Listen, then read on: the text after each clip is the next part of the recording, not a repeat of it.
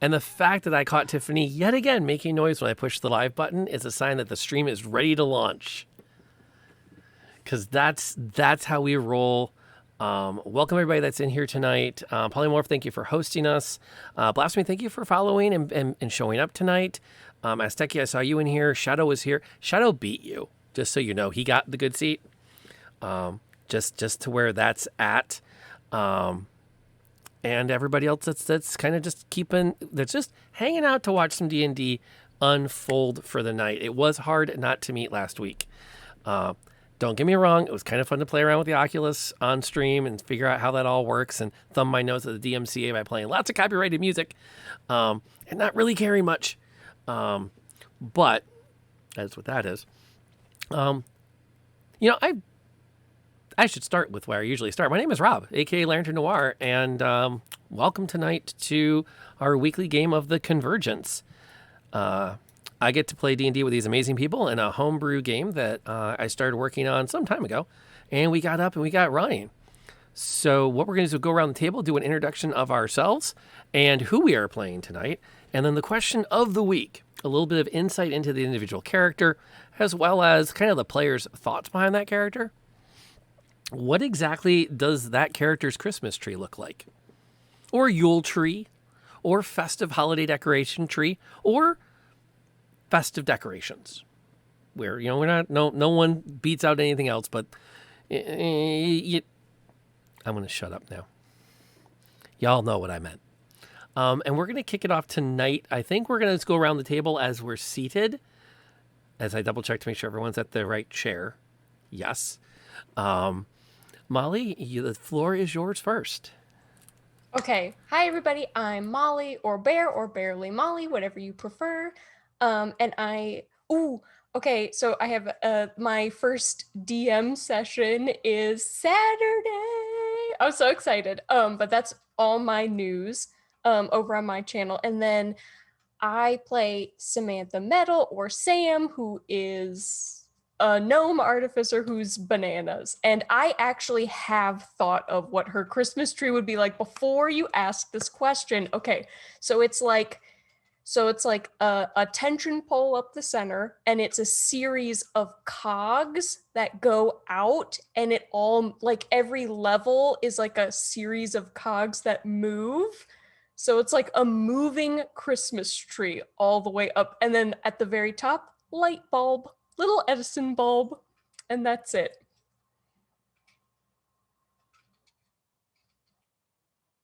That's very on brand. Absolutely, 100%.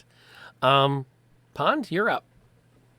Hi, everyone. I'm That Other Pond. You can find me streaming by that name on Twitch. I play Aveline, and she's a human fighter from a different world. And for her Christmas tree or holiday tree, it'd probably be like an actual tree that was like chopped in like her backyard. So it's not very like super neat looking. It just looks very natural. Imagine it's decorated with like fruits, like oranges, slices, and like dried berries or anything like that. Very, very classic. No glass bulbs or anything. And it smells probably amazing. Very solid. Very solid. We'll take it down and around to Tiffany. Hey, I'm Tiffany, or TS, and I'm playing Sibalia today, or Sib. And I'm your human ranger. I have really not thought about what she would have for holiday tree. I am guessing that kind of a Yule thing would be what she celebrates. And I think she has managed to find some string lights around that still like work on solar power or something, and they work kind of intermittently. Maybe they blink, not because they're blinking lights, but because they're starting to fail. Or but I'm sure it's like rigged up on like a rooftop somewhere where it's barely visible. And then she's just like hung some random dinosaur trinkets around because her grandma used to talk about dinosaurs. So I'm pretty sure there's like some random dinosaur bones in her collection. But it's just very strange. It's very college dorm needed lights kind of a look. I think, yep. And last but absolutely not least, the amazing NLK. Hello, I am Nightlight Knight or NLK, and I am playing as Katie, or Katazar Katie, who is a half orc forge cleric. I stream here on Twitch on various days. And we're currently going through The Witcher 3. But I think for Katie, because Katie comes from a different planet as well. And where she's from, trees are rather hard to find. So I feel like they wouldn't necessarily do like a Christmas tree, but I feel like it would be more of they would build a tower or like a cylinder of sand, and they would like dig out little holes in it so it would look like a little tower, and they would place their offerings to the god in that, and at the very end there'd be this like entire bonfire, and they'd like put the tower on fire, and then everybody would get super drunk and just giant party afterwards.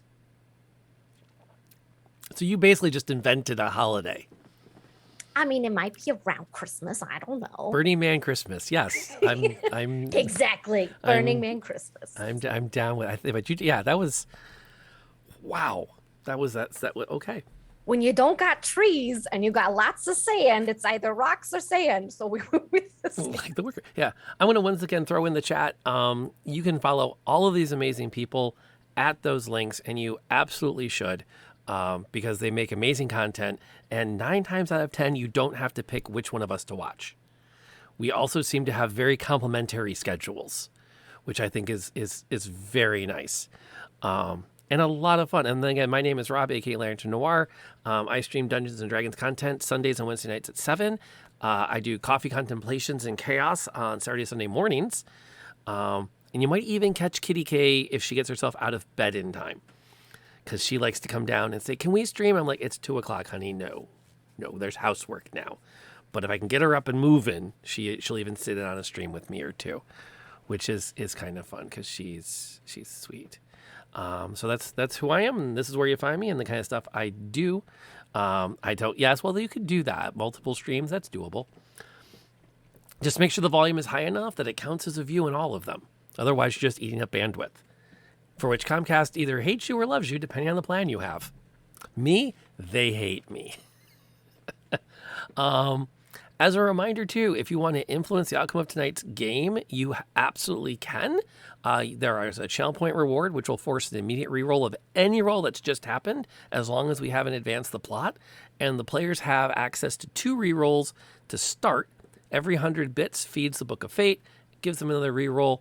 I think we were starting to tap them last week because we had someone about to go into death saves. So the DM is finally figuring out how to put the fear of death into the characters. So, and the pump has been primed with Willie Nelson throwing in some pages to the Book of Fate to help you all out.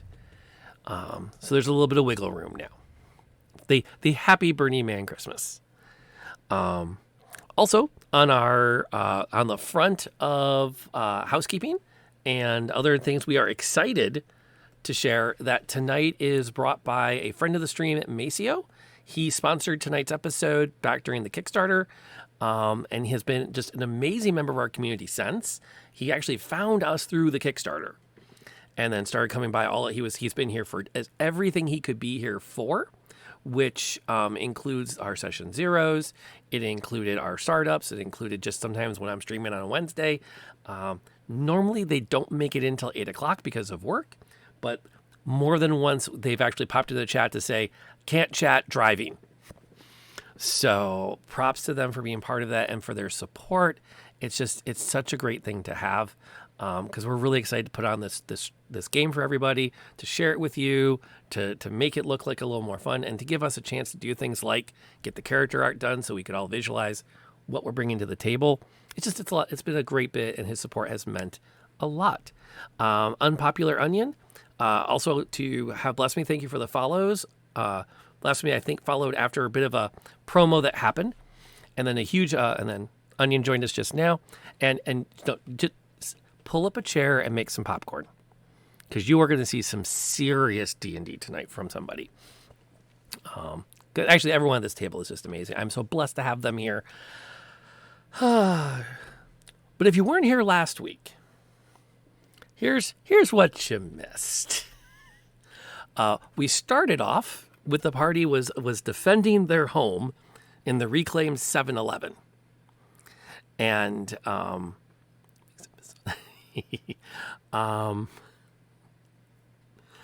Polly, let's not give the artificer ideas of what they can and cannot make.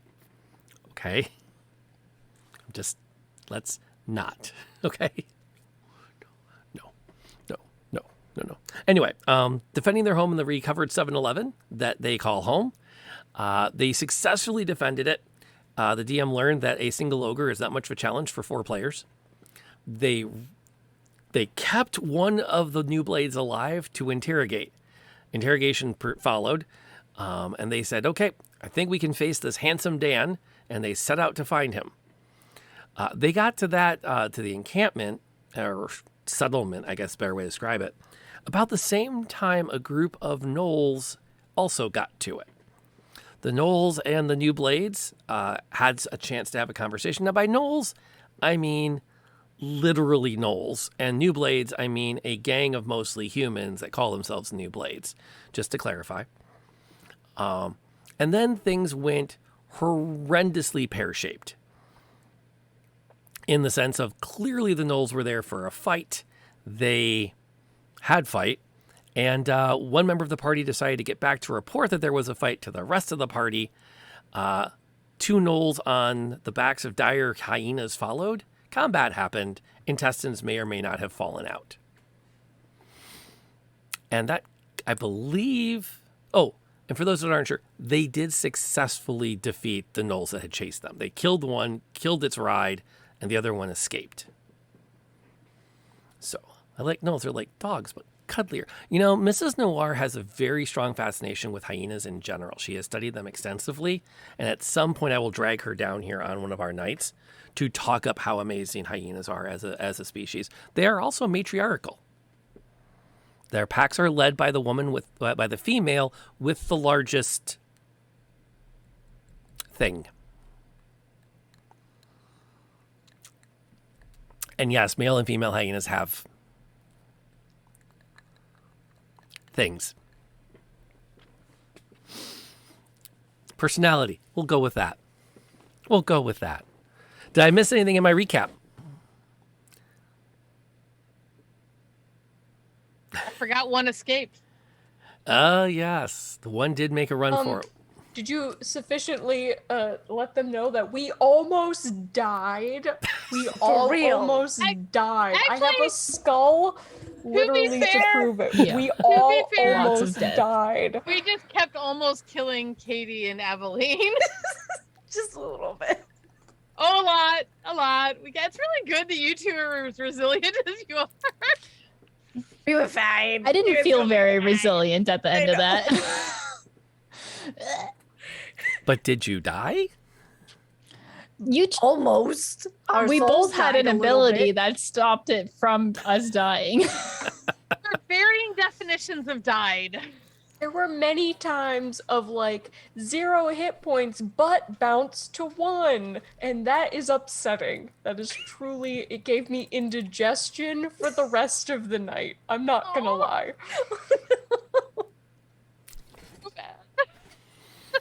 Now, to be fair, it took 5 sessions before we had a combat encounter where you actually were a little scared. But it's not the first time we've almost killed Aveline. That's true. She almost got her head crushed by the ogre.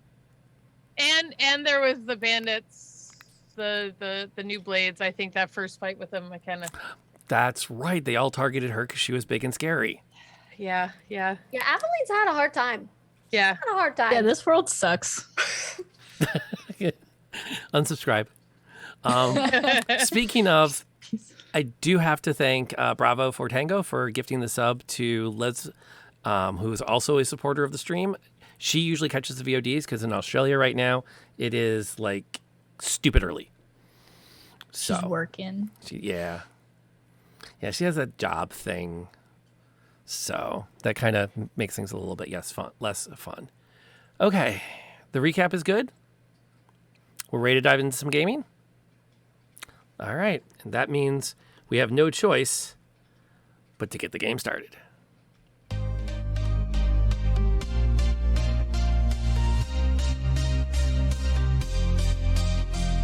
We are warriors to the very end. We must stay strong. Together we will win. In the universe there is darkness. Danger lurks out there. Danger. The evil tries to get us. It's everywhere. We are powerful. Beside you we will stand. We are warriors till the very end.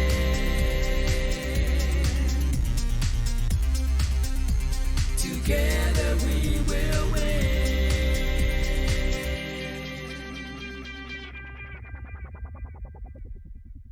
The Convergence.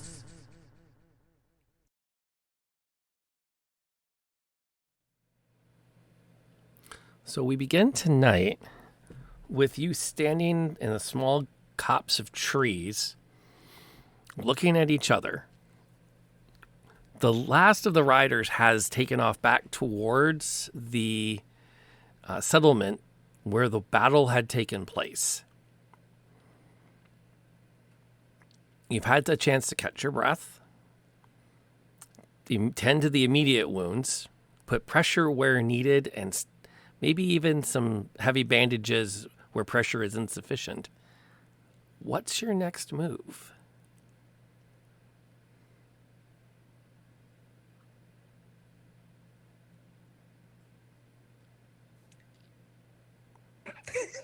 There's a moment. We're down now. Yeah, We're in. We Ow. didn't think about that. yeah. You've had 2 weeks, folks. I'm just saying, 6 long rests. That's not an option. Dork, by the way, if I didn't say hi. There is a kind of an eerie quiet as you have a chance to kind of just stare at each other.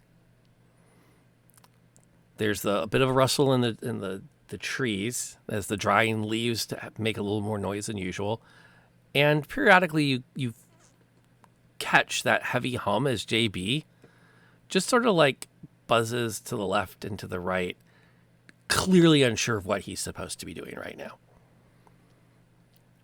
He's never seen Samantha be this quiet or distressed. He is like 3 days old. Mhm. Okay, this is a newborn. Very In that exciting time, he's life. collected a lot of data.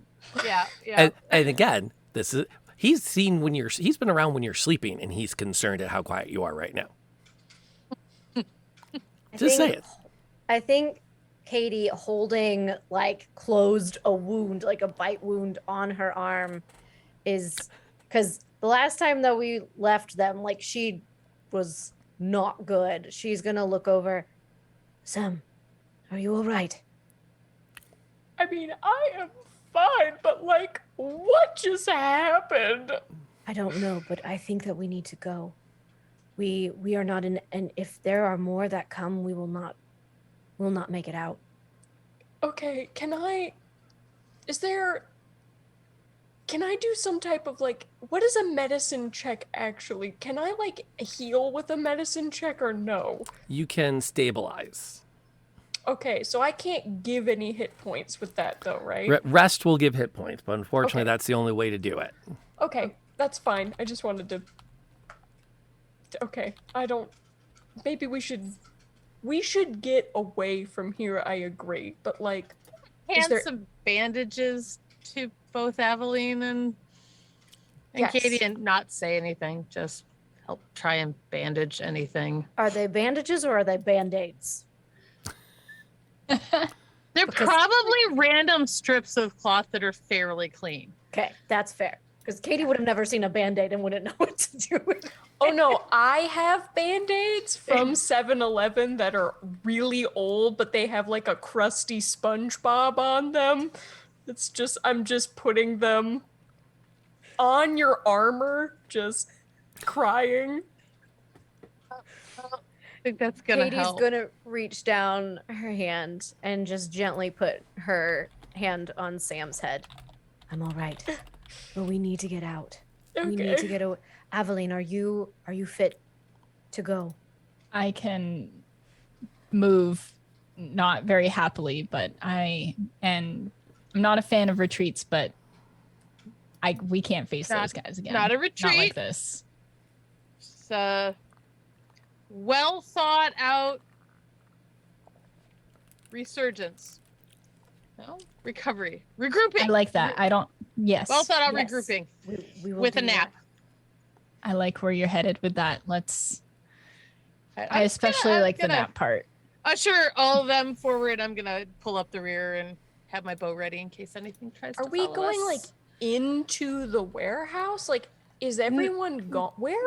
I think we should go back to where we camped before, which was not terribly far from here, but was off the beaten track. Remember?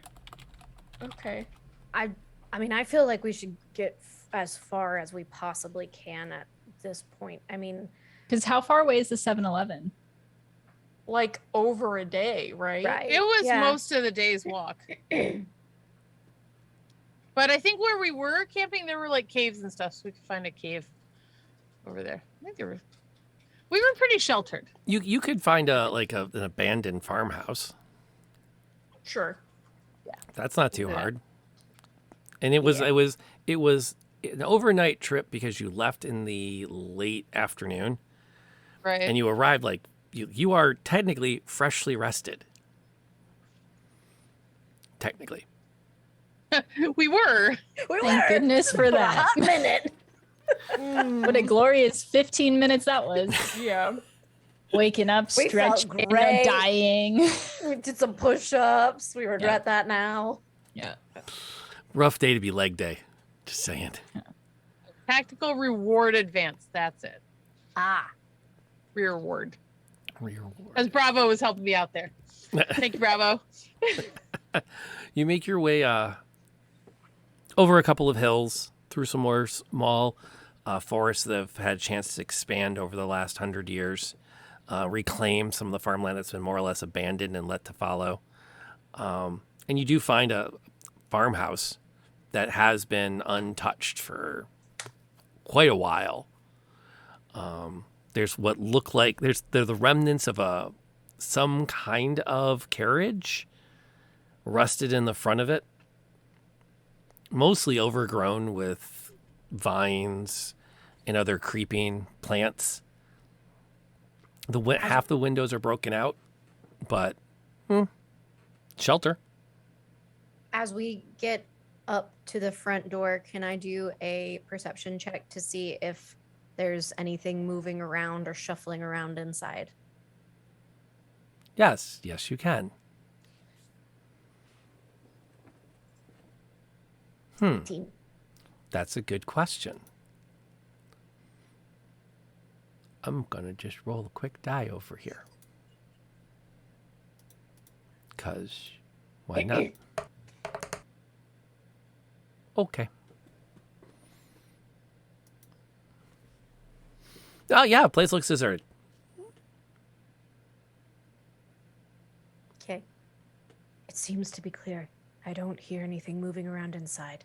But maybe we should send JB just to make sure. JB, go. And he just launches himself through the window. Yeah. Is it a closed window? Closed, open, doesn't matter. He's going through it. I think there are a bunch of broken windows, aren't there? I'm gonna do a walk around the outside of the house while JB's checking out the inside. Do I have to roll anything for JB to look around inside? You can roll your perception. Okay. And I have no idea how many bits it would take to get Midwestern guy in here. Do a poll. That's a poll question. You know what? If there's a spot, I guarantee the next NPC will sound like he is from Minnesota. There you go. It was on 3 for so long, and then it moved to 17. So he got an 18 for perception. All right. He has a chance to scout. At the moment, there's definite signs that something has lived here. Most of the droppings are relatively small. So, I mean, marble sized. You're not. So, what it is, it's probably bigger than a raccoon, but not bigger than a dog. Really tiny bears. Quite possibly. Very tiny bears. Quite possibly. But it's all dried up. There's actually a bit of a layer of dust on everything. Even places where something has moved, there's still like, dust has had a chance to resettle. Okay. The walk of the house shows that there's a back door with some steps that go up to it. There's a water spigot, which if you test it, nothing happens. No. Now, you'd have to find, you take a second and think, oh, that's right. They may have had some kind of an electric powered well. So with no power, the well's dead. If you really want to, you go down to the basement maybe and find the original Yeah, and see if there's a... get it manually working, but that'll take a bit. Yeah.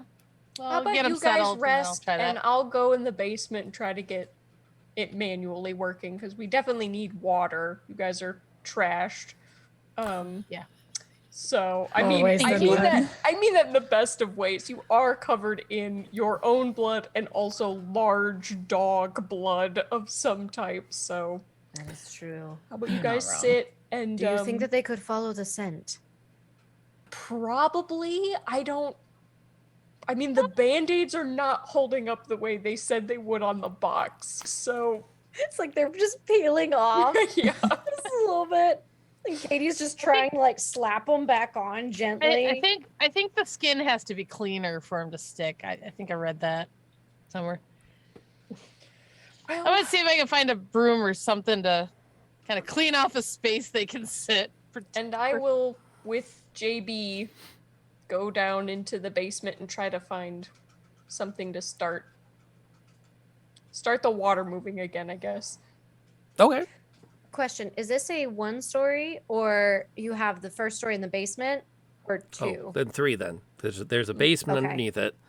There's a second story. So if you go up, there's a small staircase right in the middle of the house that takes you up to 5 really tiny bedrooms. Okay.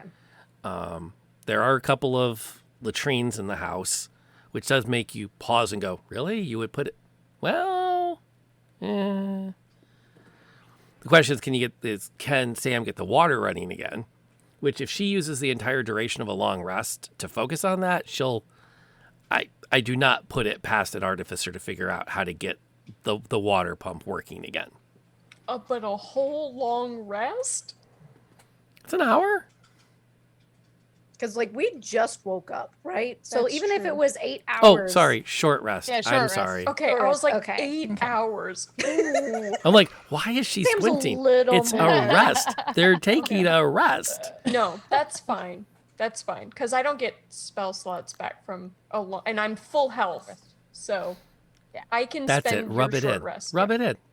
I'm so listen. I mean, my thing is like I'm tapped too, and I don't get any spells back from a short rest. So kind of trying to figure out.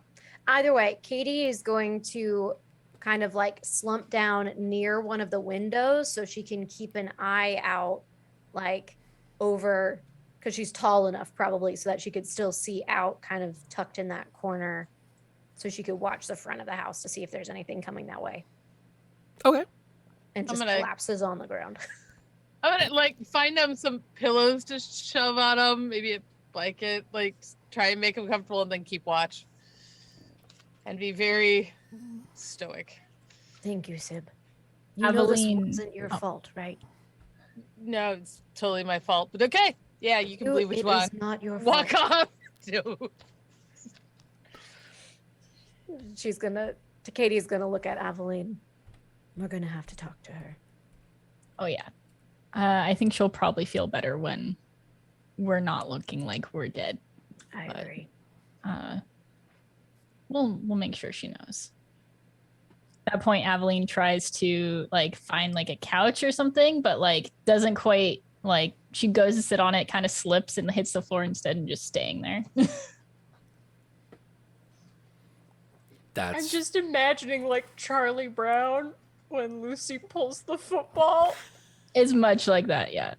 Just Yeah, very fun. ungraceful I'm gonna just- like slide a pillow over to you again from where I'm keeping watch, like her just thump. She just lifts up her head as the pillow goes under and puts it back down. Thank you. Katie is, though, as like Aveline kind of settles, she's gonna be like, Aveline, Yeah. good job. Just like reach out. Both ways. We protected them, and that's the most important thing. Yeah, they would have been fucked. They 100% would have been. That hammer is badass. Thank you. Your sword was incredibly impressive. I'm got sorry this. that you got trapped underneath. I was trying to get to you, and then I just couldn't. That's No, on no. me.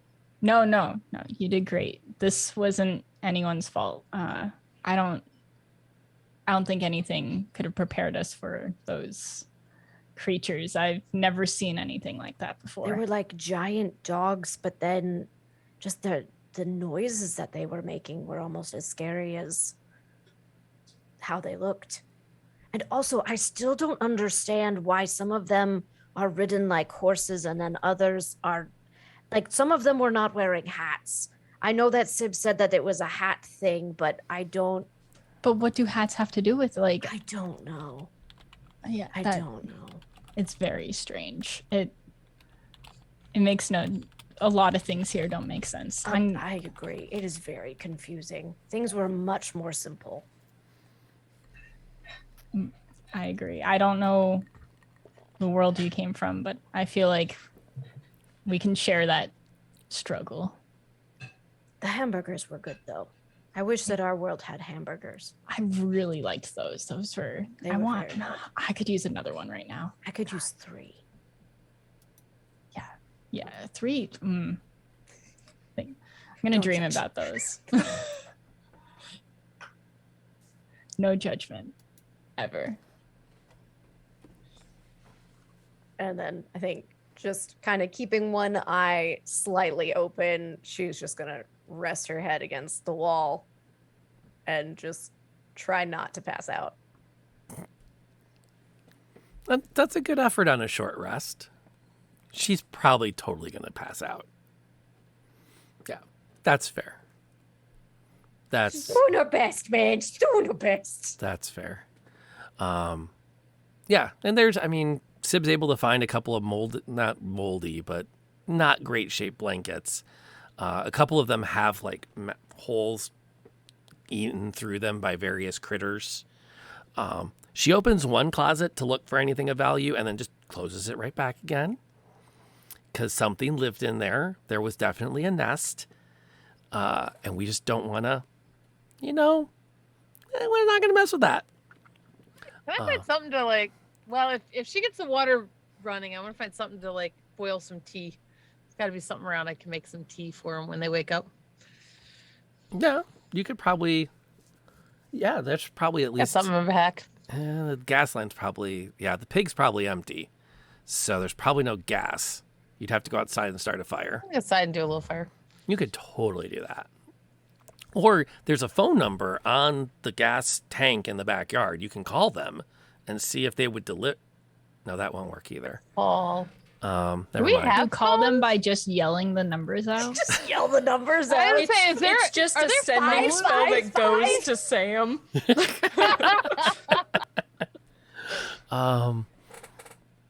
But yeah, you can get a fire going outside once the water's That was running. 1-800 fill a pig. Out of curiosity, could you have Sib roll me a really quick survival check? Yeah. Sam can do the same thing. I'm just real curious here. Ooh, eventually. System's a little slow. Well, Amazon died earlier today, so maybe there's a ripple 15. effect. Oh, that could be. Okay. I think my computer hasn't been used in like a week and a half. It's like, you want me to do like how many screens? Did I Got just? a 6. Okay, that's so- fine. Hey, somebody got high enough that you guys will notice that you also want to be careful how much you tax a septic field when there's no power. So you probably still want to use outdoor toilets. Fine. Right. That's fine. The toilets work, now that you have water, you just don't want to overdo them. I know a little bit about country living. Yep. I get around a little bit.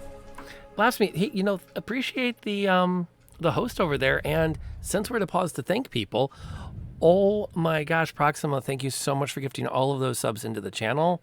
That is a huge gift. We really appreciate that. It does help. It does keep the game going. We're not always able to thank when it happens because sometimes there's a moment happening, but moment has passed, so we can thank you. As Katie's gonna pass out, mostly thinking about life choices up until now and combat training. It's been a while since Aveline has been hurt this bad, this fast, and with this much surprise.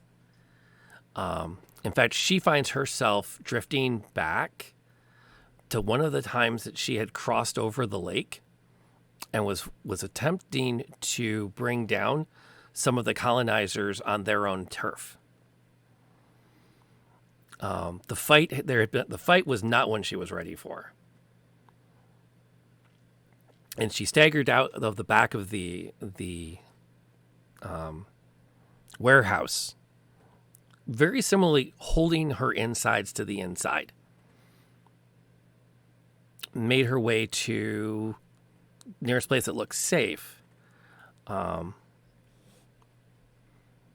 she's there, a woman a few years younger than her appeared in the door at the top of the cellar she took refuge in. Black hair, cropped bangs, simple sack dress. And she would have recognized your intentions.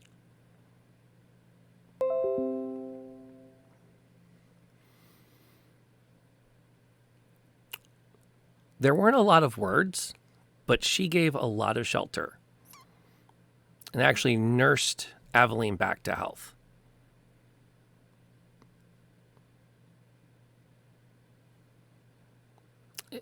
Aveline stayed in that cellar for about 3 days. And leaving was an incredibly hard experience.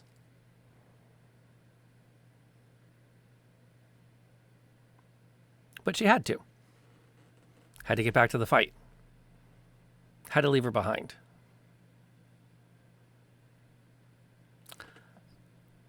I'm not going to play your character for you, so I have a question for you, Pond. What's up? After this young woman has been caring for Aveline for a few days, and this is years ago. Yeah. Years ago. If she offered one more night with a shared blanket, would Aveline have taken it? Oh, for sure.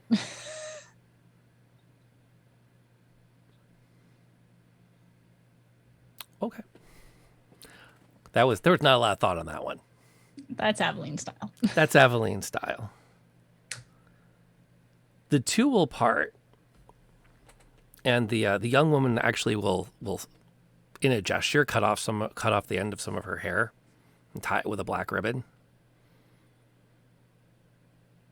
She hands it to Aveline as she's about to head into town and get back to her normal life. She's been keeping her father at bay for a while to keep him out of the cellar because he would not have been cricket with the current arrangement. And she looks at Aveline. I will never forget you. Please don't forget me. Aveline, promise. I'll never forget.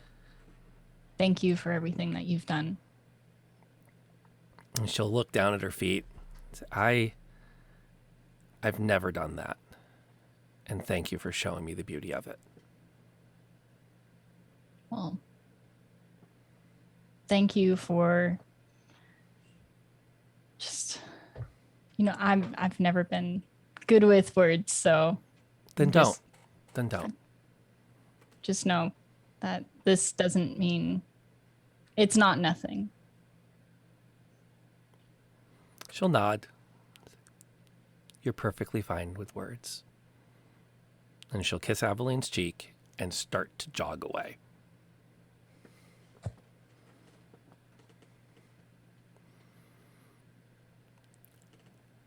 Right about then is when Aveline takes a boot to the side as Katie rolls over. What? She's Did I miss something? definitely snoring. Did Katie like roll off of the couch? No, she just rolled enough that her foot swung down and slammed into Aveline. Did I miss anything? I Oh, don't think so. I like pat her foot. Sorry, no. Oh, False alarm. I'm No, so sorry. It's good. If you go back to She'll bed. like tuck her feet back up. Are we going for the Sorry, long rest? Or are we settling with the hour? Are we doing the nap? Or Oh, are we conked? do we like smell anything? Like, do we smell food? Do we smell like fire? or Talk to the anything? two that didn't Us? need to actually like try to let Yeah, their I body mean, heal. about an hour in, I'll like come in with some steaming tea and some heated up rations. I don't know what I've got. I've got something good, like some fresh grilled Twinkies, and some heated up beef jerky. You know, I made a nice like sandwich roll thing. So- I've rolled them around the Twinkie and heated up on a stick. You know, kind of like you'd wrap bacon around like a shallot. It doesn't taste at all like that. It's just like thinned out beef jerky wrapped around a Twinkie heated up. I think that's what we're going with here. Because we've all been hanging around Sam for a while, so somehow this sounds like Yeah. a good idea. And also, you will have noticed that I dumped all the contents of Mr. Freezy out. Because we did have a Okay, long rest, which means, and I didn't use any infusions this day. So if we are having a minute, I am going to try to, if you'll let me, with the time, if they're going to take a long rest, do an infusion if I can for. I have enhanced defense, and I feel like people keep getting wounded.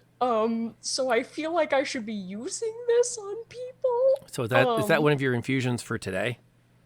Yeah, I get 2 because we long rested before the gnolls, and I didn't do anything that morning because we got interrupted by being woken up by gnolls. So now's your chance.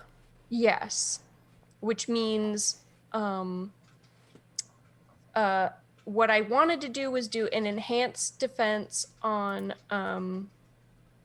either Aveline or Katie, and then I wanted to turn Sib. What do you use besides your bow? I have a sword. It's been 2 weeks. I've forgotten. Okay. I've got a short sword and the longbow, and then I've got a hand crossbow. Okay. Because I still have returning weapon. And I was going to, but those are the only infusions I know. So I was going to make something of yours. What of yours would you like to be able to throw and get back? Or would you rather have increased defense? I think increased defense on Aveline would be best. I mean, I get 2 infusions a day, so I can do. Katie, do you throw anything? One of you threw something. Did you throw an axe? Was it an axe that you guys could throw? No, that was Aveline. Yeah, I mean, my I axe could already returns. technically throw my warhammer. I don't think that works as well, right? I can only do returning weapon with like small, like hand axes or like Right. smaller. Like I can't do a great So- weapon. I don't. Would it if work someone with wants a short to- sword? I think it would work with a short sword. Would it? I don't know. I I think you really can- throw them. Sib, are you proficient with a hand axe? I have another one, and I'd like one returns to me, so you can have the other one. I could certainly learn. I mean, I mean, I here, don't throw know that this. I'm- See how okay. well you hit. I'm gonna throw it. any simple or martial weapon I can turn into a returning weapon. So I just need to know the property of what weapons you guys have. I mean, technically, my warhammer is martial, but Is a Warhammer martial? Yeah, the short sword's martial as well. But the warhammer is more, so would be awesome. You are Thor. Just say. Wait a minute, Rob. Is that true? It Is says that- on here it's versatile and martial. Okay, the but notes.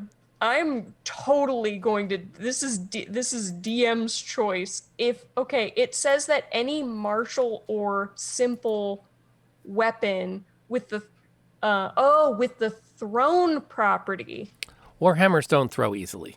Okay, I was about to Can say, I was like, okay. I don't think that. I mean, maybe Yeah. like it's like that is a lot. That is truly too much. If I'm trying to throw the axe, what would I use next? Not something I'm proficient in. Could I be proficient in? If it's a hand, I think hand axes are simple A weapons. hand axe. So a thrown hand axe does not change anything. He said. Okay. He said cautiously. So at this point, I would trust D&D Beyond to successfully calculate everything as it's supposed to for that, since you're just grabbing it off the table. Go And big early. I do just want to clarify. We just took a short rest, correct? Short rest. Correct. Okay, so I'm gonna do my hit die for the short rest then. Yay. So I just want to make also sure. got mine. Nice. So 5. 5 back. Yeah, that will definitely help going forward. Halflings and gnomes do not inherently come with the throwing property. There's a feat for that. I'm just saying. And then Aveline can spend as many of her hit dice as she wants to, 1 or 2. When you say that, I'm going to spend the other one. I already did one, but I'll just do the second one just for fun. You know what? Why not? Do it. Go big, go home. All So- right. How much are we talking? So I got 6 on the first one and then 7, so 13. 13. So I'm at 19 health. Yeah, you're in great shape. I'm doing those push-ups again. It was those happy memories that did it. That's what got Yeah. you back in the fight. The remembering the people you fight for. Hell yeah. Which is, again, is a really good opportunity to remember that hit points in Dungeons and Dragons are abstractions of your ability to continue to fight. They are not health points for a reason.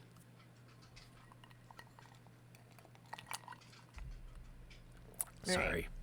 I think after, like, while drinking some tea, Katie is gonna go, like, back over to the window that she was supposed to be watching out for, but obviously that didn't work out.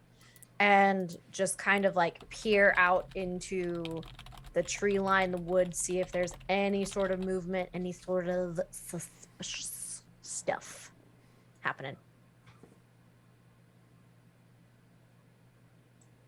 Okay. I would actually like you to roll me a perception on that. Okay. Happily. While she's rolling, am I doing returning weapon on anything for Sib, or do you feel Well, good? So Aveline was gonna loan me her hand axe, and then I was gonna go practice that. So you could do returning on that.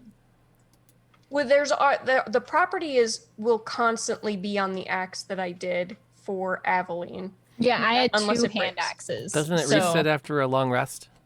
No, until it breaks or until I decide to unlearn the infusion. So it lasts as like with JB unless I unlearn Homunculus Servant or he breaks, and I can't remake him.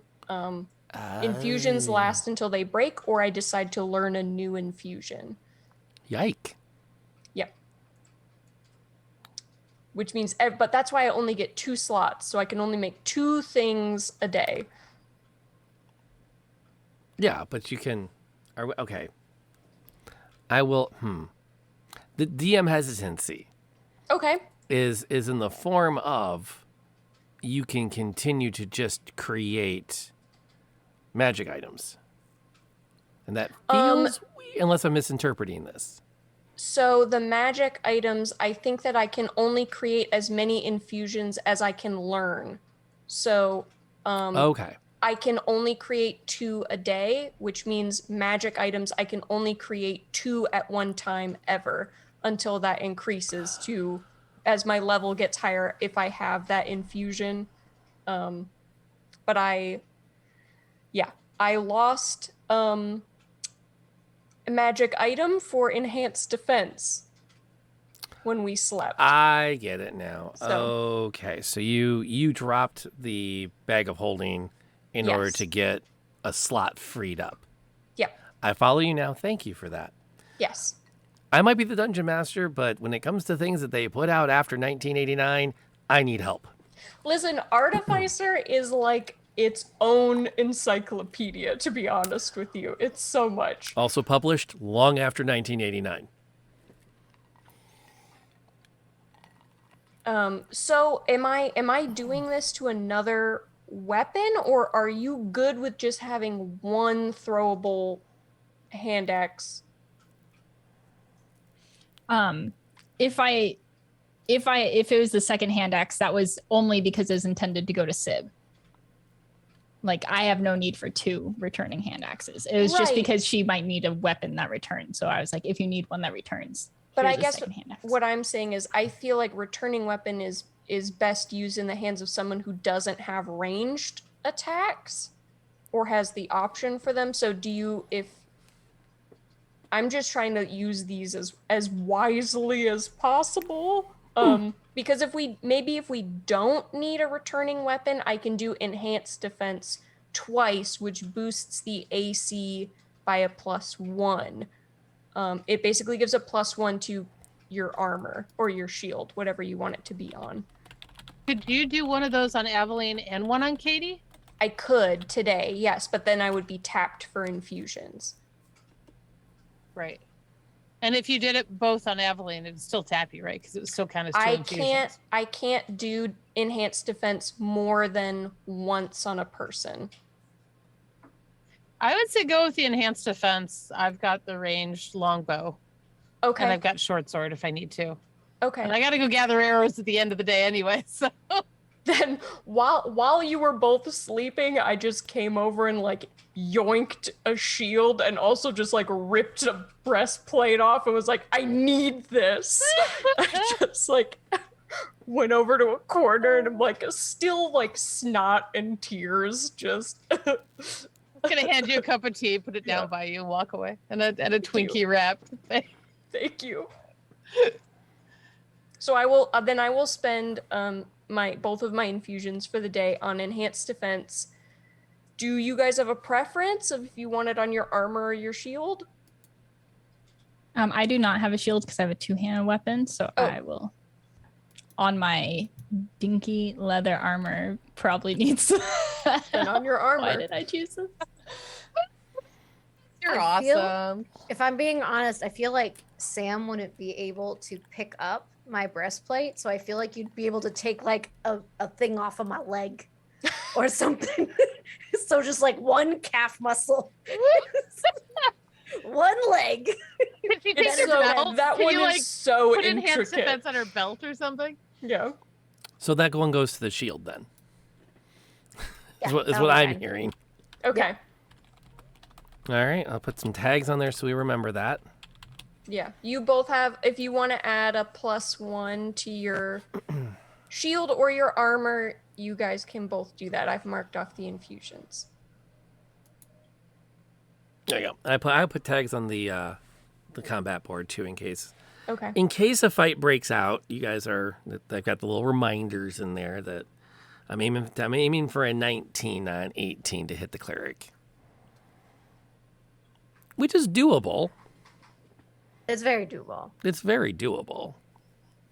To add, sorry, just as a thing, do I need to add, like, do I need to find a +1 shield in there? Nope. No? Okay. No. No, as long as we just remember it's a +1 shield, we'll be fine. Okay, that's good. 'cause I was Making like, I can't find one. This reminds me, while we're kind of on we're a little bit out of the moment and we're into some rules mechanics. We could have done this on Discord, but what the heck? Let's do it let's ask chat what they think. I read a really neat house rule, which is if you wield a shield, you can one time ignore damage from an attack and have your shield be broken into pieces. Oh, so you can choose. Yeah, you can decide, you know what? I'm sacrificing my shield to block that attack fully, but the shield is gone. There is no shield afterwards.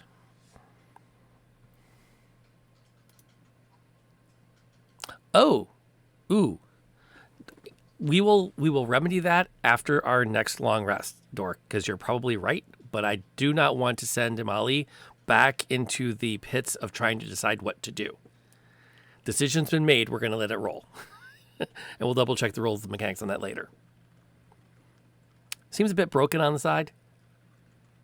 Meh. Magic items? I don't know. We'll say for now non-magic items. I like it. I think it's a neat concept. Do the players like it? Interesting choice, and it looks good. It always True. visually. That's kind of where Visually, I'm that's at. badass. Just having the shield just like slow-mo shatter. Yeah. Okay. For single weapon attacks, how's that to keep it somewhat sane? So if fireball cannot be stopped by sacrificing your shield.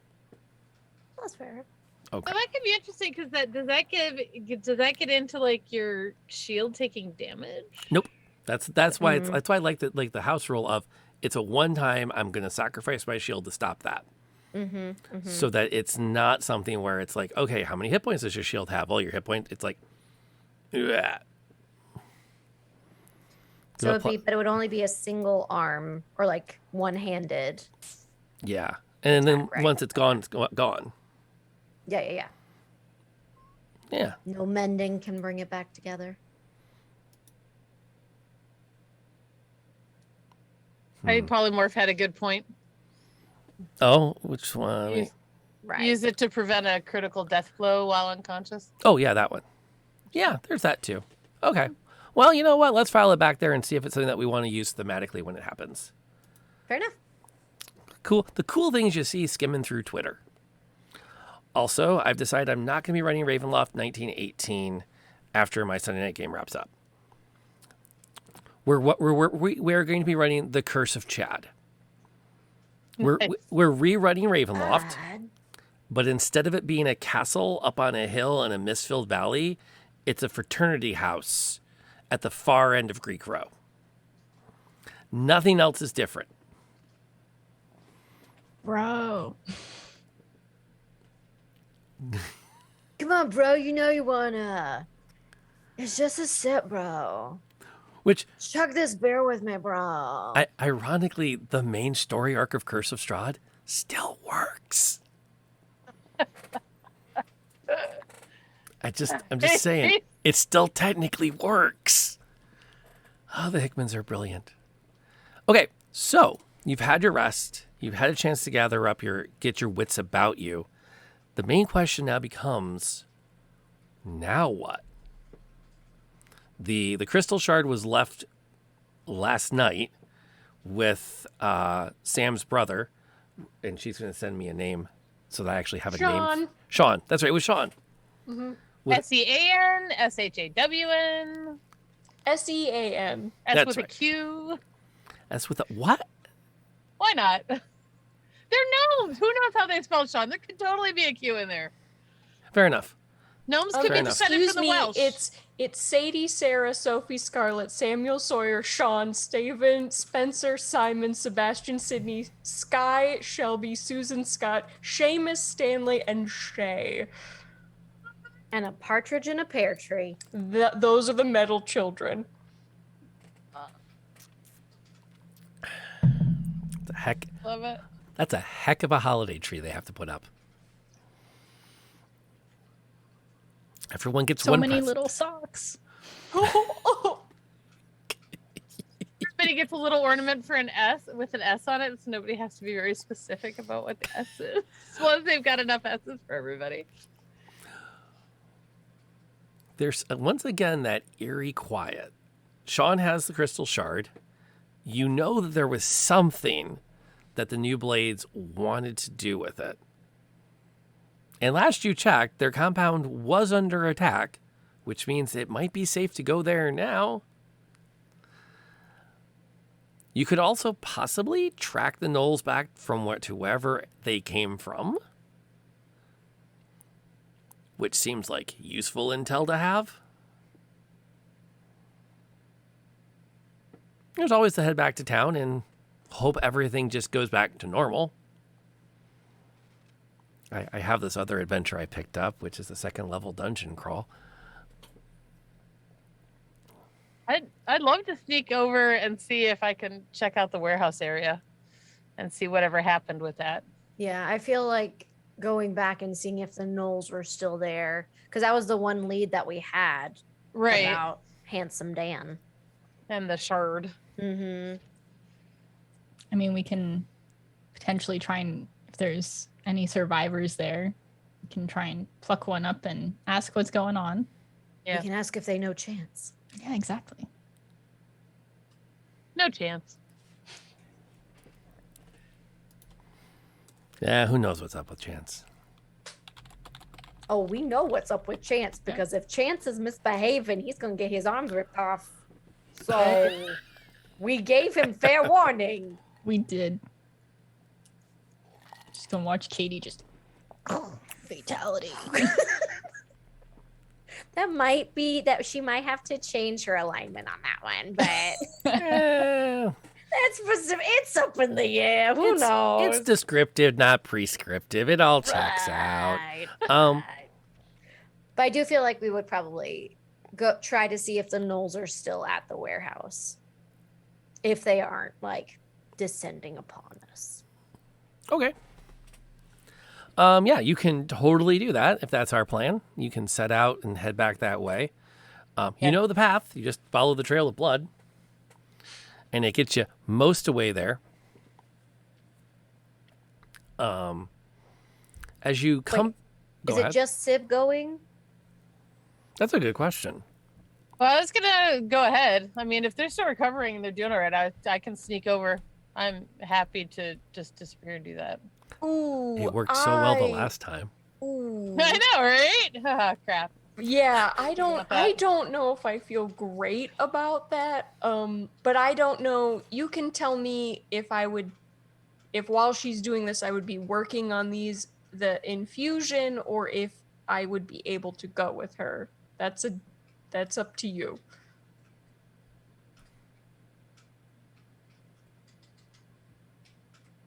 DM? Oh, I thought you were asking Yeah, I if it was think up she's to them. asking you. Yeah. It's Yeah. because I said I was gonna make an infusion. So if it would take me the mean, I time could- it would take her to do that, then It depends on what Sib's plans. If she's just going to go scout and report back and not, get herself murdered, then yeah, Well, that's that's the about goal. But that's it's how long the it way would take. is. If you're all confident that she can do that and get back again, perfect. Yeah, totally she can do that. If you don't trust that she can do that, then you should probably wait for the infusion process to finish. are you gonna wait, Sib? Can you wait I for think just a second? that's the bigger question. Is Sib going No. to sit around for an hour while the artificer is grabbing arcane energy and stuffing it into things? No, I'm pretty much just gonna wait till you're distracted and go, because you're doing stuff. You're doing useful stuff, and they're sleeping, and everything's clear around the thing. I'm gonna put JB on perimeter duty. Like, keep an eye out. Don't let anybody get in. You're gonna get about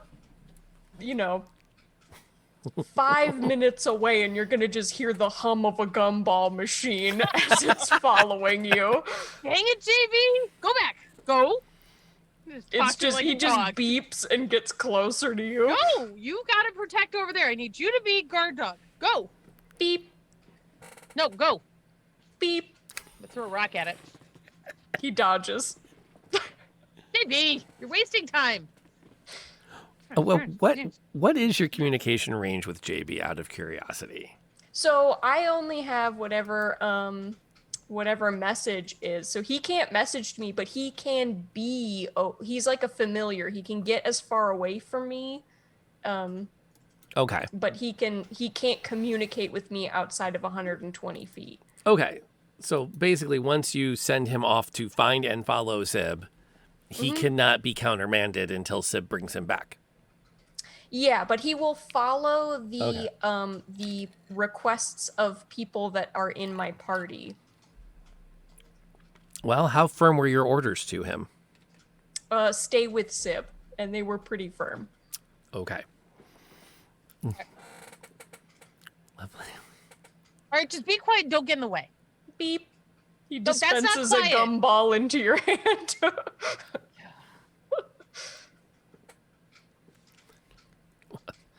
Keep trying to figure out where he makes the noise from so I can put the gum on it. You make your Sib creeps up on the compound. The buildings are one of the buildings is still kind of smoldering. It looks like some small fires may have been in them and have been put out. I have no idea when we're going to have JB merch. We will talk to Molly about that later. Although we had ideas off stream, and I'm cool. I'm cool blending the ideas with JB merch. I'd put that on my back. I'm just saying. The one thing that catches your eye as you approach is that for as much damage has been done on this perimeter, you don't see any bodies of the new blades. Are there any gnoll bodies? There are some gnoll bodies where they were taken out. Okay. But given the number of gnolls that were in that warband, you don't think the old blades got off that high. Right. Without there would have been the losing initial anybody. guy. The initial guy was pretty done in. Well, yeah, he lost his arm at the least. I'm pretty sure he lost the rest of it too, but Yeah. But are there signs that are there any signs that people are alive around here? Any signs of life? Once you get in, you can see that there is some people working at clearing the area around the main warehouse building.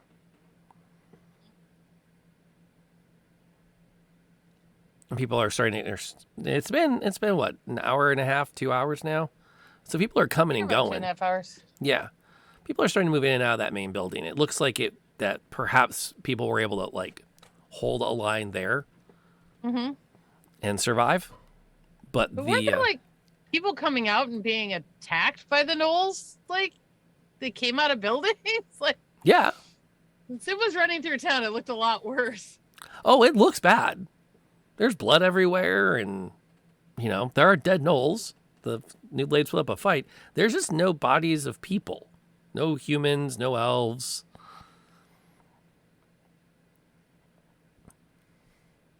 Wondering if JB can get closer to the buildings. On behalf of Molly, I shall say, beep. All right, I'll try and get a really good look around the perimeter and gather what info I can. I won't go up closer. I won't engage it. Just as a heads up, Sneak JB back. does have a +4 to perception and stealth, so you can definitely send him in if you need to. I was wondering about seeing if I could sneak him in, if there's a broken window or something, I could sneak him in a little ahead and see what's in some of the buildings, especially that main building, if I can get a view in on that. Okay. You can send him in to look down into it. And he is able to find an upper story window to fly in and look around. Just can't tell me anything, so it's damn it.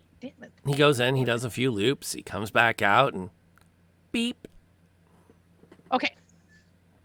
Beep once if there's dead bodies in there. Beep twice. No, that doesn't work. All right, beep twice. No, that doesn't work. Okay, beep. Ah, screw it. I'm going to see if I can sneak up. See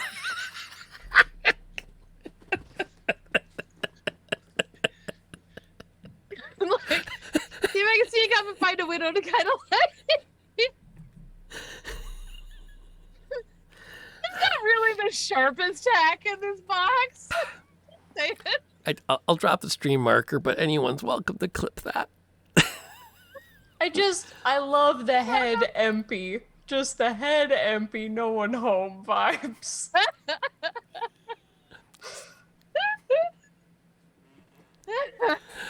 Okay, I need a stealth check. Yeah. Let's see how this goes. What kind of wackiness can ensue? So much. I got an 11.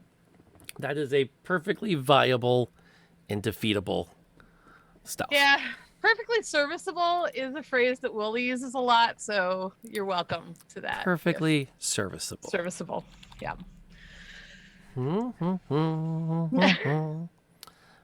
Bink. Okie doke. All right. You get up, sneak through the wreckage, make your way over to one of the walls. I'm not going to make you roll the athletics check. You scrambled up. You've run across like sections of the urban canyons. This is what you do.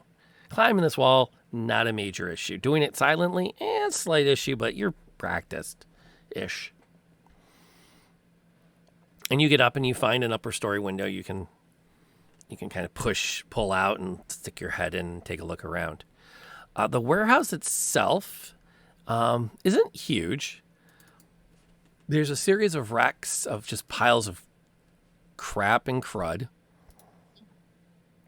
that you can pick out. There's areas that are clearly set aside as like a camp area. So you can see the remains of a small campfire. There's another area that's been cordoned off with piles of just broken, smashed up crates and other things. There's actually a couple of shelves been pushed up to make like a private bedroom that you can look down in. And then there's in the corner, there's an office of some kind. The windows are all boarded over, and you can't really make out much about what's in that particular office. So as near as I can tell, you can climb through the window and make your way along the top girders to get a little more of the lay of the land, or you can scamper on back down and make a decision.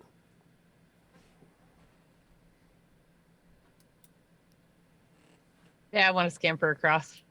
Okay. Because I totally told him I wouldn't. But I'm here. Going so Okay. well. You slip out onto the girder, and again, this is Sib's kinda what she backstory does. Yeah. 110%. Yeah. Walking a tightrope that a beam that's an inch and a half wide, you don't even blink. Your feet just move as you run across the top. I mean, I'm probably halfway across it before I think about it. Yeah. There is some tending to some wounded down below you around that campfire. You can make out distinctly 5 bedrolls. Okay. You can also see past another pile of the crates into what looks like a small training area. There's a makeshift chandelier that's been hung on the far wall that hovers over some training dummies to throw a little bit of extra light in here. You can also make out what looks like some kind of a meeting space in the corner past your shoulder. Now that you're in, you have a better angle on it. Looks like there's a chair, several benches, and then, again, shelves have been kind of pulled over to create a 5, 10, 15, 20 by 30 cubby. Okay.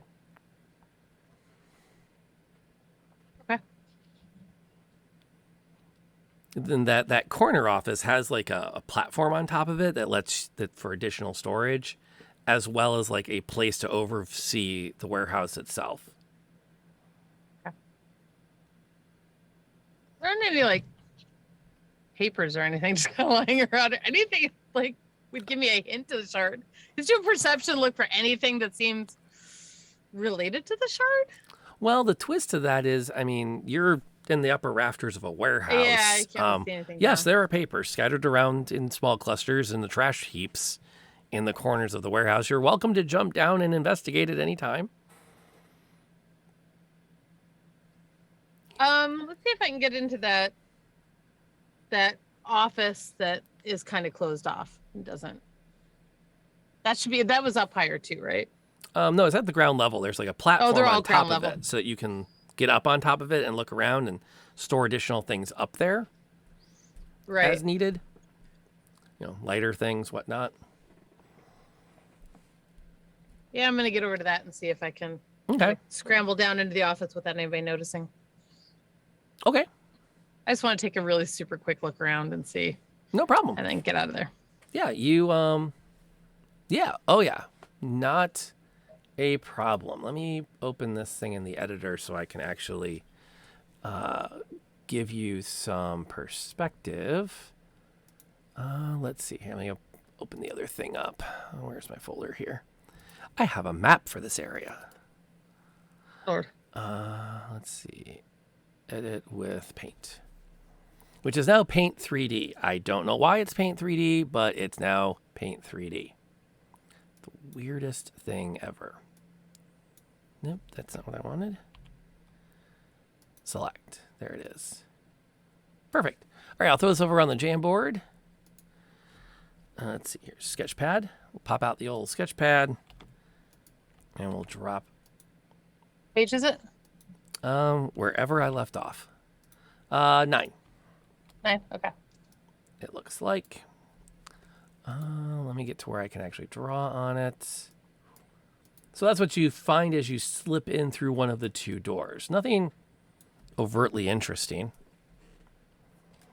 Actually, you know what? Okay. It's not really anything in there. Let me not be an idiot about this. Because at this point now you have seen the entire warehouse. Right. So I really don't need a fog of war at this stage. That fog of war now is just me being unnecessarily pedantic. Assuming he didn't just crash his Jamboard.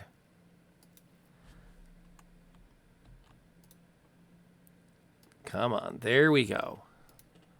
Technology, why are you doing me the dirty today? There we go. And let me tweak that so I know what all of you can see comfortably. Because I don't like the fact that it's clipping off part of that from you, from everyone who's hanging out with us. There we go. That'll work. So, Sib is going to sneak in. Probably the easiest door to get into is going to be the one that's on the south wall. Is that by the bedroom? Well, the office that you crept into. I'm going to guess that you are standing right here. Oh, okay. So you would have, Yeah. And what's not on the map is the staircase right here that I forgot I needed to put in. And that Okay. goes up to the landing above. Okay. So yeah, so you, shimmering down this wall puts you at the best position to not be spotted by anybody Okay. as you slip into this bedroom office space. Yeah. There were people that were around the fire tending to the wounded. Right. There but- is a person that you had a chance to get to see resting on that bed. Okay. I just want to do a really quick kind of investigation to see if there's anything quick, because I did tell him I wouldn't be gone long. Yeah. Oh yeah, no problem. Give me a quick Trying perception check if you'd be so actually- kind as you slip into this Yes. office. Can JB help? 19. Okay. Okay, she doesn't need it. 19. No. This I'm good at. Investigation, not so much. Yeah, so Sib pushes the door open, slips in. JB floats in and kind of does a quick like scan of the room, and then the door slams.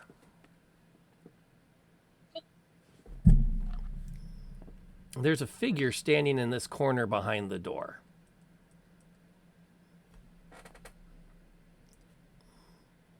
That's staring at you. He's got his hand stretched out, having closed the door behind you and basically shut you in here. Well, well, well. What an interesting individual. You know what? Sorry, hang on. I need a moment. I made a promise to someone in chat. I'm going to half regret this. I don't know how to say that again in that accent. Which I did. Well, this is a kind of thing I did not expect to be finding in my little hidey hole of places. People coming in to check to make sure you're okay? You guys had one heck of a massive battle out there. That we did. That we did. And I'm so glad you had a chance to slip in here and join me and the boys.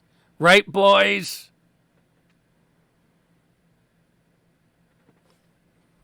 And as he calls that out, two more people, this door up here opens and two more step in.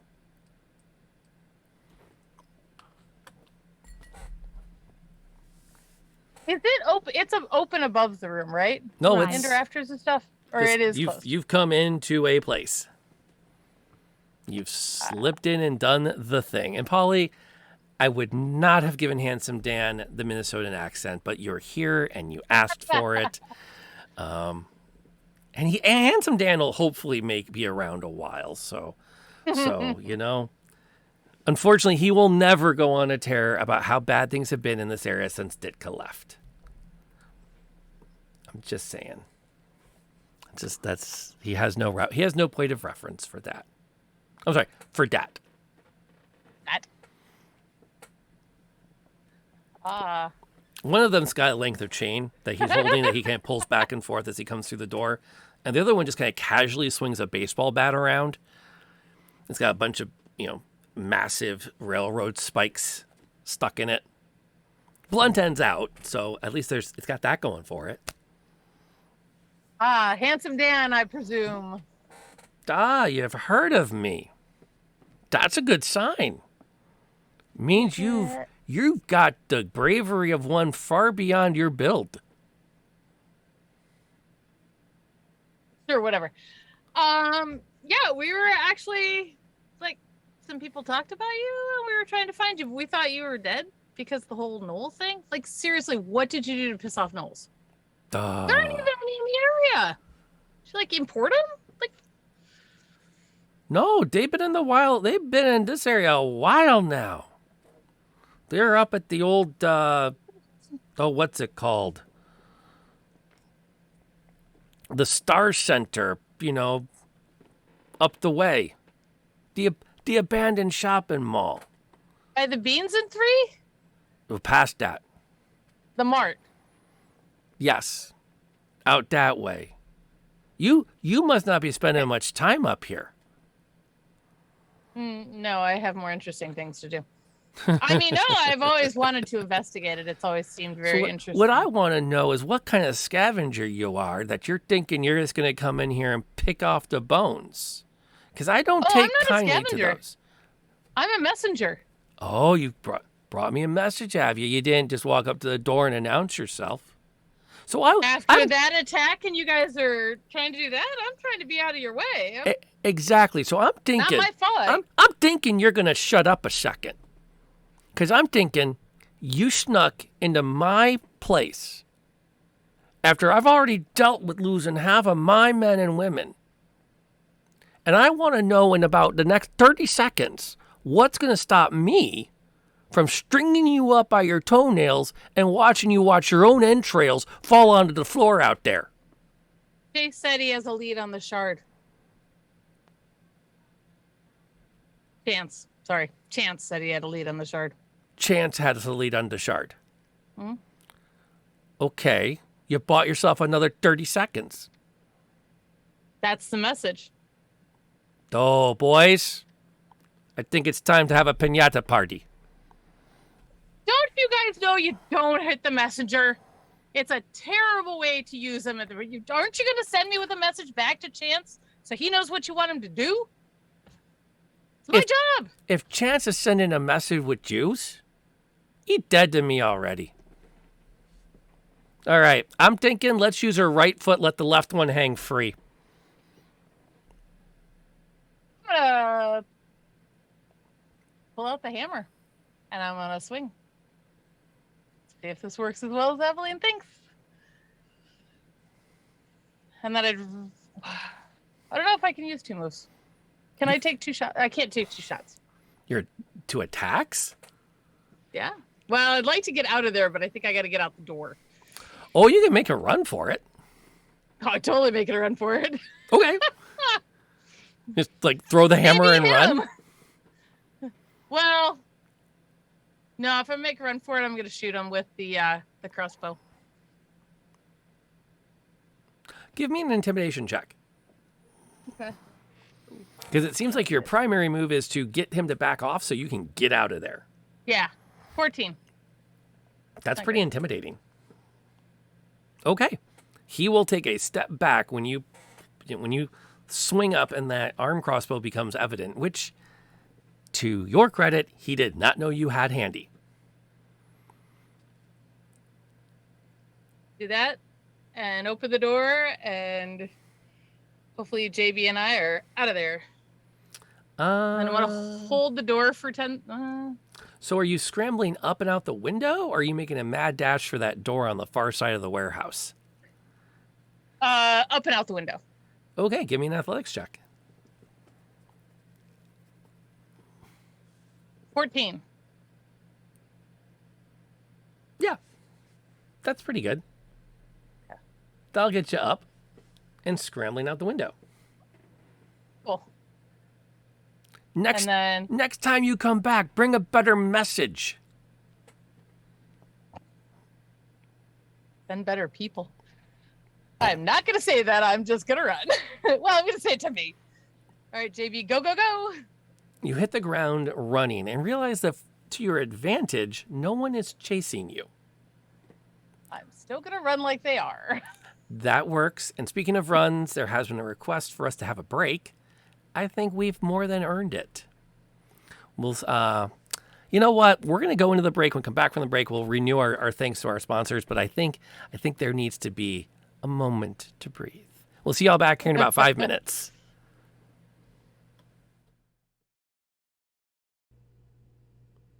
But there's a way to check if you really want to know. I'm intrigued. Cut your hand. Bleed in front of her.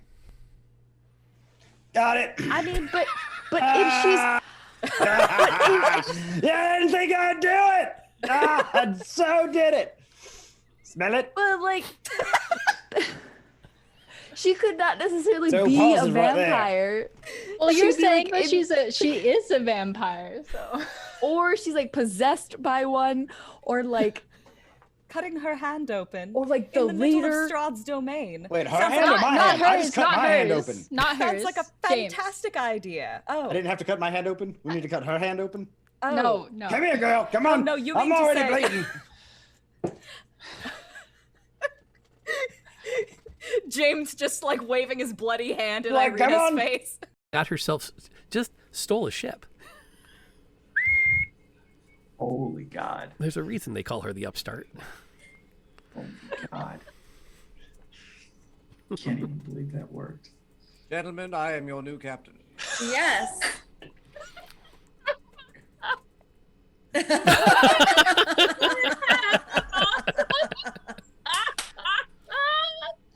I'm gonna go.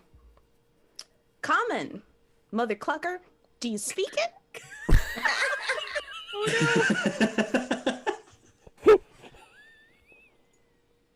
We need some information.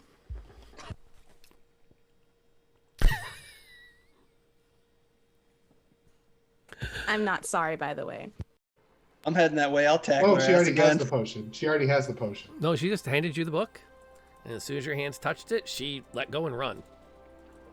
She's not going to take the potion? She's got bigger fish to fry, like getting her ass out of there. You shot her. I'm trying to unshoot her to the best of my abilities. It seemed like a good idea at the time. And you'd be all sitting around. All of a sudden, you hear this bear roar in the distance and a bang. And this old hunter in like late 1800s, early 1900s clothes would come out with a lantern, look at everybody, and then take off down the trail. Well, if you follow him, he leads you to this bonfire where the first thing out of his mouth is, I don't know what's up all you city slickers. I wouldn't be following no strange guy with a gun out to a bonfire, but since you're here. And over the course of the evening, spirits from the history of the park land come and talk to you about how they got, what their lives were like before they died. Nice. Which was, oh, hey, Floofy, which was really neat. They had a Native American girl who was part of the neutrals who.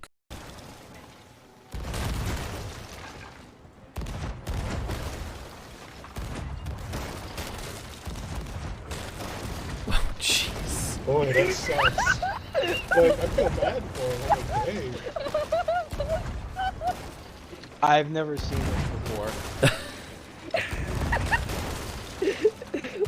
Unspeakable brutality. Yeah, a little closer. Go to the right. Oh no, I dropped down. Oh no, I'm under us. I think they're sinking. Yeah, they're Okay, drop the anchor so we can collect our stuff. Oh no, that whole love interest thing. That's right. Oh, I forgot. I almost killed him. Way. Yeah, that's kind of where I'm going. Like, do we think it's gonna follow us? Yeah, I'm sure it will. Run it.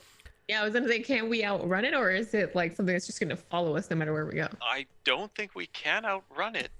I mean, it's not going to come any closer for a bit. Yeah, I agree. I think we're gonna have to fight Well, it. we could take shelter in the smoldering ruins, right? Because I don't know if that's gonna help. We It's don't probably know what's in the smoldering ruins. Well, it couldn't be any worse than this. We could Oh come yes, across- it could. We could come across like another giant creature, and then we're fighting two at the same time. And then But it's it could be like Godzilla versus King Kong. So if we run into something even nastier, maybe it won't want to eat us. It'll go after the other thing because they're legends and they have to fight. That's how that works. No, or they team up against us. You've had a very fortunate life, haven't you? You're swinging again. Oh man, Wow, this this guy. is tough. What's up with this guy? He's What? What? This doesn't happen. This doesn't happen. All right, we're going. Let's go. Okay. And followed by the smite. Come on, Timber. We got this. I mean, if he doesn't go down now, I don't know. And but then- he finally drops. Yes. And is out of the scrap. Gets to the guy in the Yeah. safe, yes. So we assume this guy is bad. Oh, he's super bad. Well, you know. Okay. That's all I needed to know. I mean, Good. he keeps on trying have- to. He's a dick. He keeps on trying to coerce Irina into coming up to his castle and fucking die, become a vampire lady, and she's not into it. Well, I mean, you know, okay. I'm a genie in the bottle, baby. Go ahead and roll me a performance check. Maybe the dice are going to favor you at the moment. Also, are Can't we? be an Can we? intimidation? I can't like intimidate the rhyme No. with my music. Okay. No. Well, Can I we thought I do- would try. It's an intimidation music. Or though. I can't persuade them to No. not sing with my music. Okay. What's up, Can Molly? Can we do anything when we're singing, or is that like it takes up our whole action? Oh, it doesn't. Come on. It doesn't. Oh, good lord. Yeah, Finally. I'm over here I trying. finally can bard. Da- For just let me bard. I never get to bard. I'm always doing failing rolls when it comes to bard skills. The bard This is the being first a time. bard. You're barding when it's most I say that, important.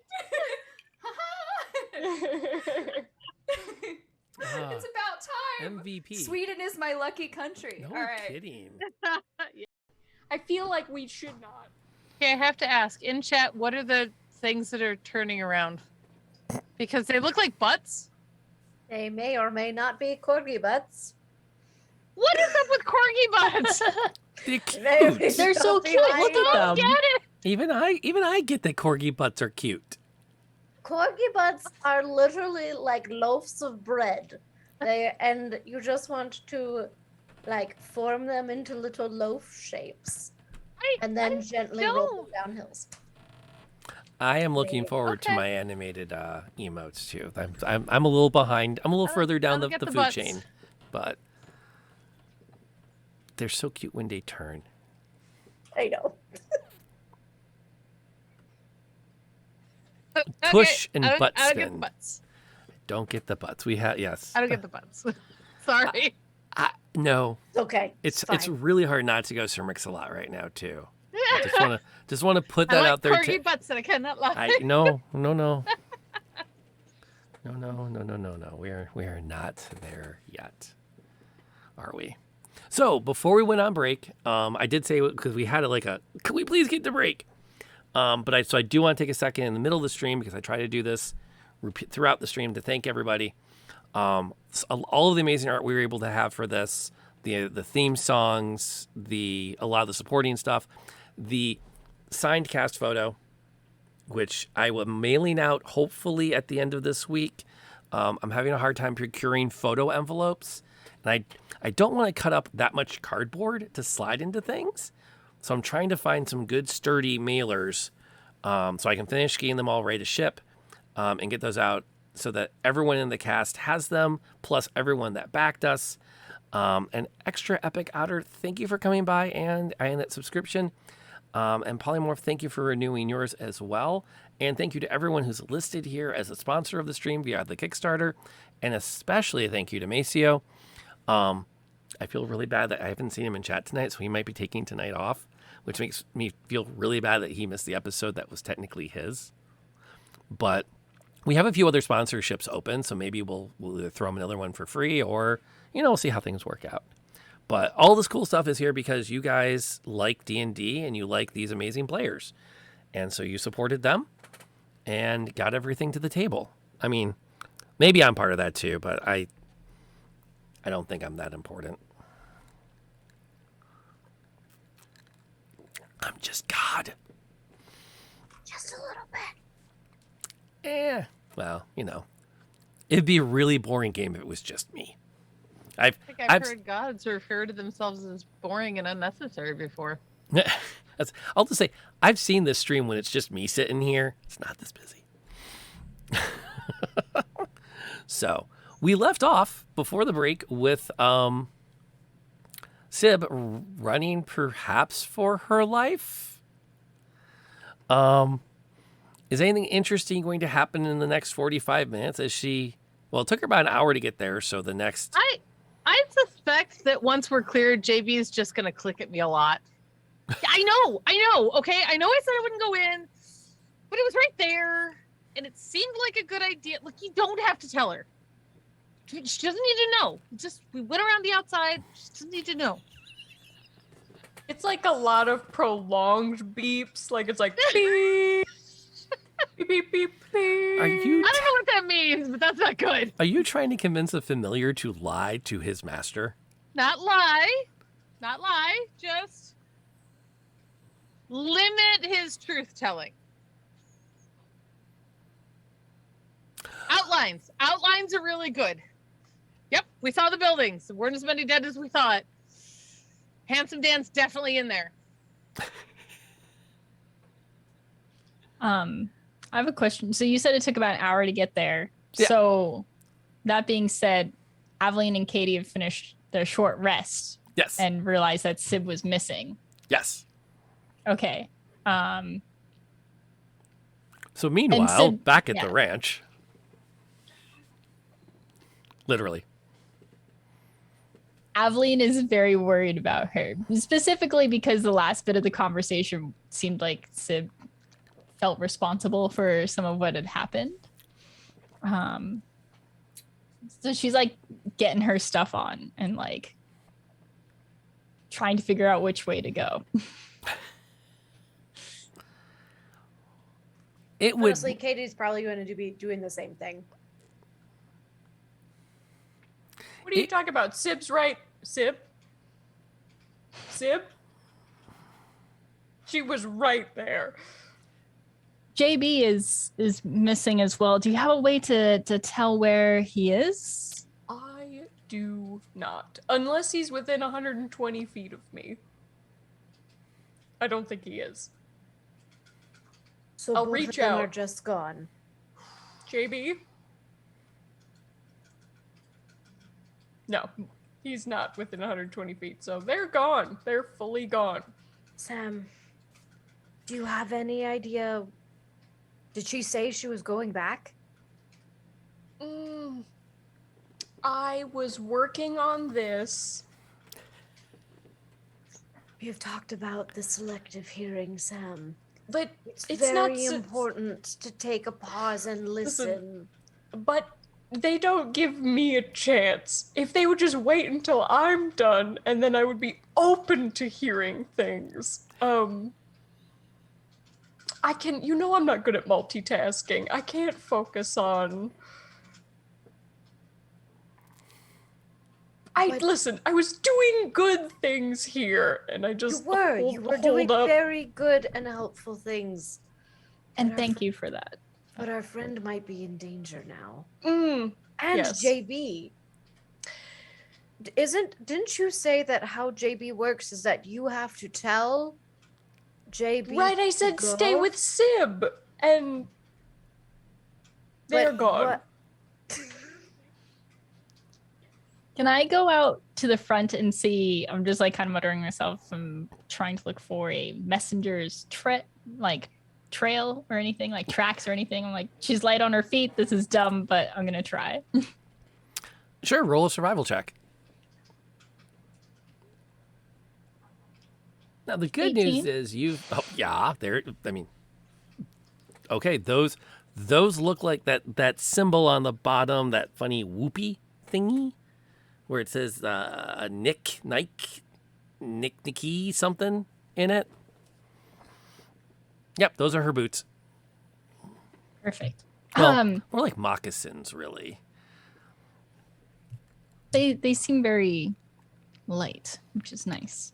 KT Sam, I think I found her trail. Like it seems like she headed back to the warehouse. Sam, do you know how long she could have possibly been gone?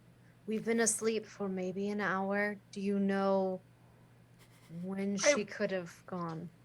I would say probably immediately after you went to sleep, but that's because that's when I stopped paying attention to everything else.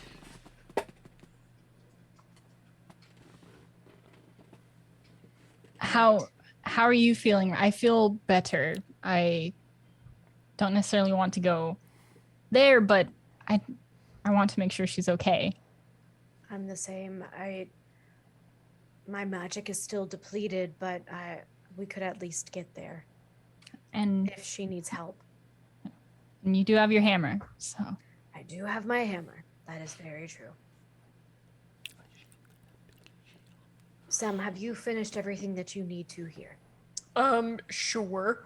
Let me just grab Mr. Freezy and we can go. And maybe if we follow these trails, whenever we get within 120 feet, I'll just keep sending messages every couple of seconds. It'll be fine. Like a note? She is the messenger we're looking for, so I don't think a message will... No, more like, this, and I'll cast message, and it's like a whisper in your ear, and I'm just like, hi. How's it going, Evelyn? It's like this. Okay, Yep. That's the weirdest shit I've seen all day, and I've seen dogs riding dog. Okay. Yeah. That's cool to know that you can do that. Mm. But only within 120 feet. Oh, did she do the head talking? It was thing? like she was inside, It but is very odd. It is. Yeah, I didn't tell Katie about that for a while, and it was funny. Can you read people's thoughts? No. Okay, no. That's good. That's okay. Yeah. Okay. Let's go. I do have a question before we leave, though, because at one point we had said that Sib went and made a fire. Did we go back and erase that, or did she just leave right after? Because there was the whole tea making plan, and then that kind of got overwritten. Well, she made tea. Well, I made tea. I left it by you. Okay. I don't remember if she said. I don't know. Probably not. No, there was a fire when yeah, Sam came out. She's like, "Hey, where's Sib? Oh, there's a fire." Okay, so before we leave, Katie is going to at least, like, because I'm sure that the smoke is there, so going to smother the fire and try to at least take that part out. Sounds good. And it's not hard to find the trail that Sib came down, or went out, I should say. As much as Sib likes to think of herself as someone that blazes her own trail, she'll definitely follow an established one where possible. It's just easier. And we also have a call from chat, and I think this is appropriate. We are renaming message to slide into DMs. I support this. 1,000% make a homebrew spell that is slide into DMs if you let me. I totally will. If it shows up on your cantrip list, I will not say a thing. Because that I am down with that. That kind of what it is. Without the ability to block. So, yeah, it's not very long before, 20 minutes before you have a chance. So, Tiffany, you're making great time getting back. Because as much as you can argue with JB, most of it's done at that light jog that you're used to, like running and thinking and chatting with other messengers, et cetera, et cetera, et cetera. As you make your way along.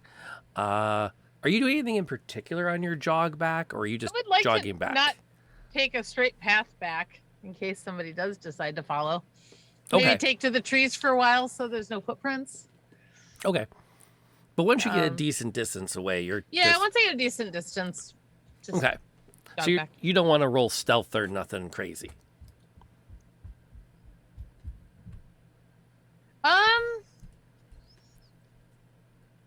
Probably until I got far away, I would have. Okay. But once I'm a distance away, I'm going for speed. That's kind of what I figured. I just didn't want to speak for you, so that we can just. That's cool. Cool. Didn't want to get in front of you, but yeah, eventually you two will, like the two groups will into each other. You can, as the three of you are making your way down the road, you can kind of see up ahead through the tree line a shadowy figure moving briskly in your direction with a large, bright red floating thing bouncing along behind it. We're probably still arguing. I'm probably still arguing. Or it's probably still beeping at me in reference. No, it's fine. It's fine. I told you it's fine. They'll be fine. Ugh. Anything in particular? I'm a. Oh, hey, great. Just coming to find you guys. There we go. Tea water still on? Cup of tea, I'll fill you in. That's great. How you guys doing? Hey, you're looking good. Why did you go alone? Wait, you two were napping, which you needed. Sorry about that. Sib, I said give me just a minute, and 1 hour later I turn around and you're gone. Okay, but to be fair, your minutes are significantly longer than everybody else's. Look, we're fine. JB was with me. It's fine. JB starts to vibrate. JB, what happened? He's fine. He's fine. He's fine. It's good. He turns and looks at Sib and goes, beep. Stop, JB. Did JB tell me everything or did he not? JB hasn't said anything yet. JB's like looking at Sib, and then he starts to shake. Sib, my gumball machine is about to explode. What happened? It was good. He kept a great view out. Look, that they're recuperating really well. Not nearly as many dead as we figured there might be. Some gnoll casualties, definitely. Handsome Dan, definitely there. Yeah. Weird Did accent. He see you? You talked to him? No, I heard him talk. Right. And JB starts to shake more. I talked at him. The gumballs are starting to bounce inside the glasses. It starts to turn back and forth between Sam and Sib. I'm gonna reach up and pet him a little bit. You're fine.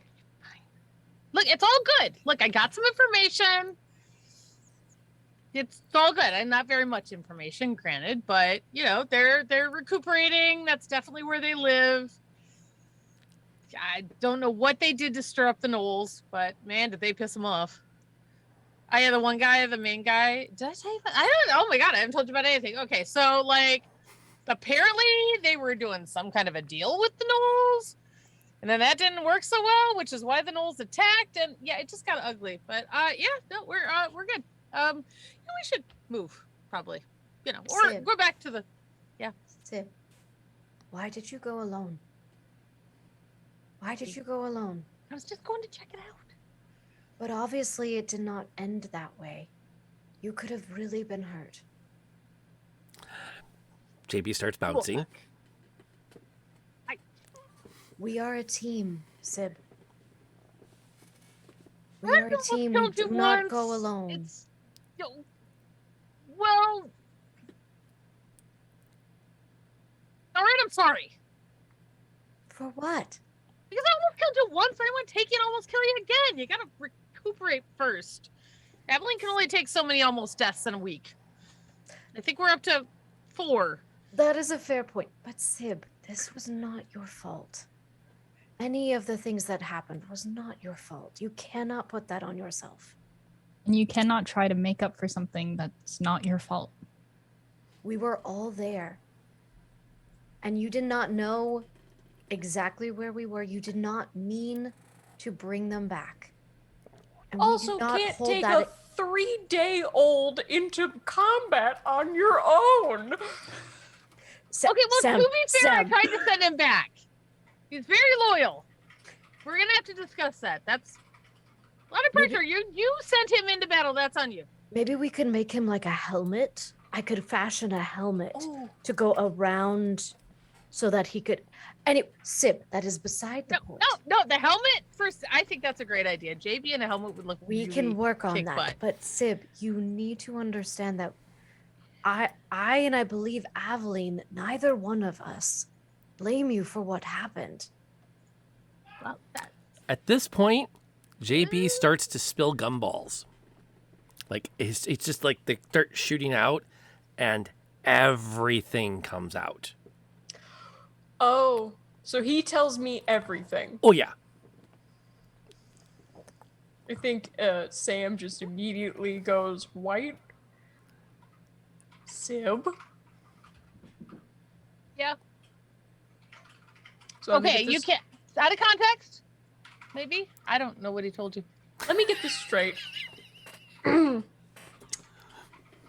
You met Handsome Dan by diving into their headquarters through a I did window. not dive. I did not dive. Might have gone through a window, but I did not dive.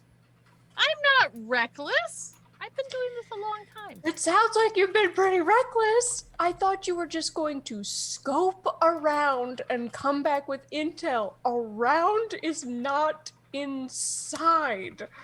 I was, but it was right there, and they were distracted, and it seemed like a good idea at the time. I already said I'm sorry. Gee, sorry. I'm gonna stomp off towards the farmhouse. I got this. Aveline kind of tries to catch up. How fast are you running? You're kind of fast. Not that. I'm just stomping. Okay. Just stomping in a fairly furious teenager kind of way. Aveline catches up and can I have a minute? We can walk if you want to continue this angry path you're taking. I'll slow down for you because you're still wounded and she feels bad about that. So yeah. So stomp angrily in a slower fashion. In a slower way. You know, one time I also snuck into a place I shouldn't have been. And I have a really, really bad wound from it. It's a scar. And she actually like lifts up the leather armor a bit and shows like a huge scar across her stomach. Like I was really lucky to get out of that. You got out of this unscathed, but if you keep pushing it, the one thing I learned is that you have to believe in your team.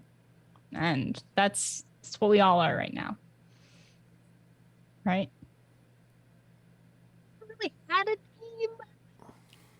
And it's usually not a good team move to, almost kill your team. That. I guess I was trying All to right. make up for it. I need the two of you to roll me perceptions.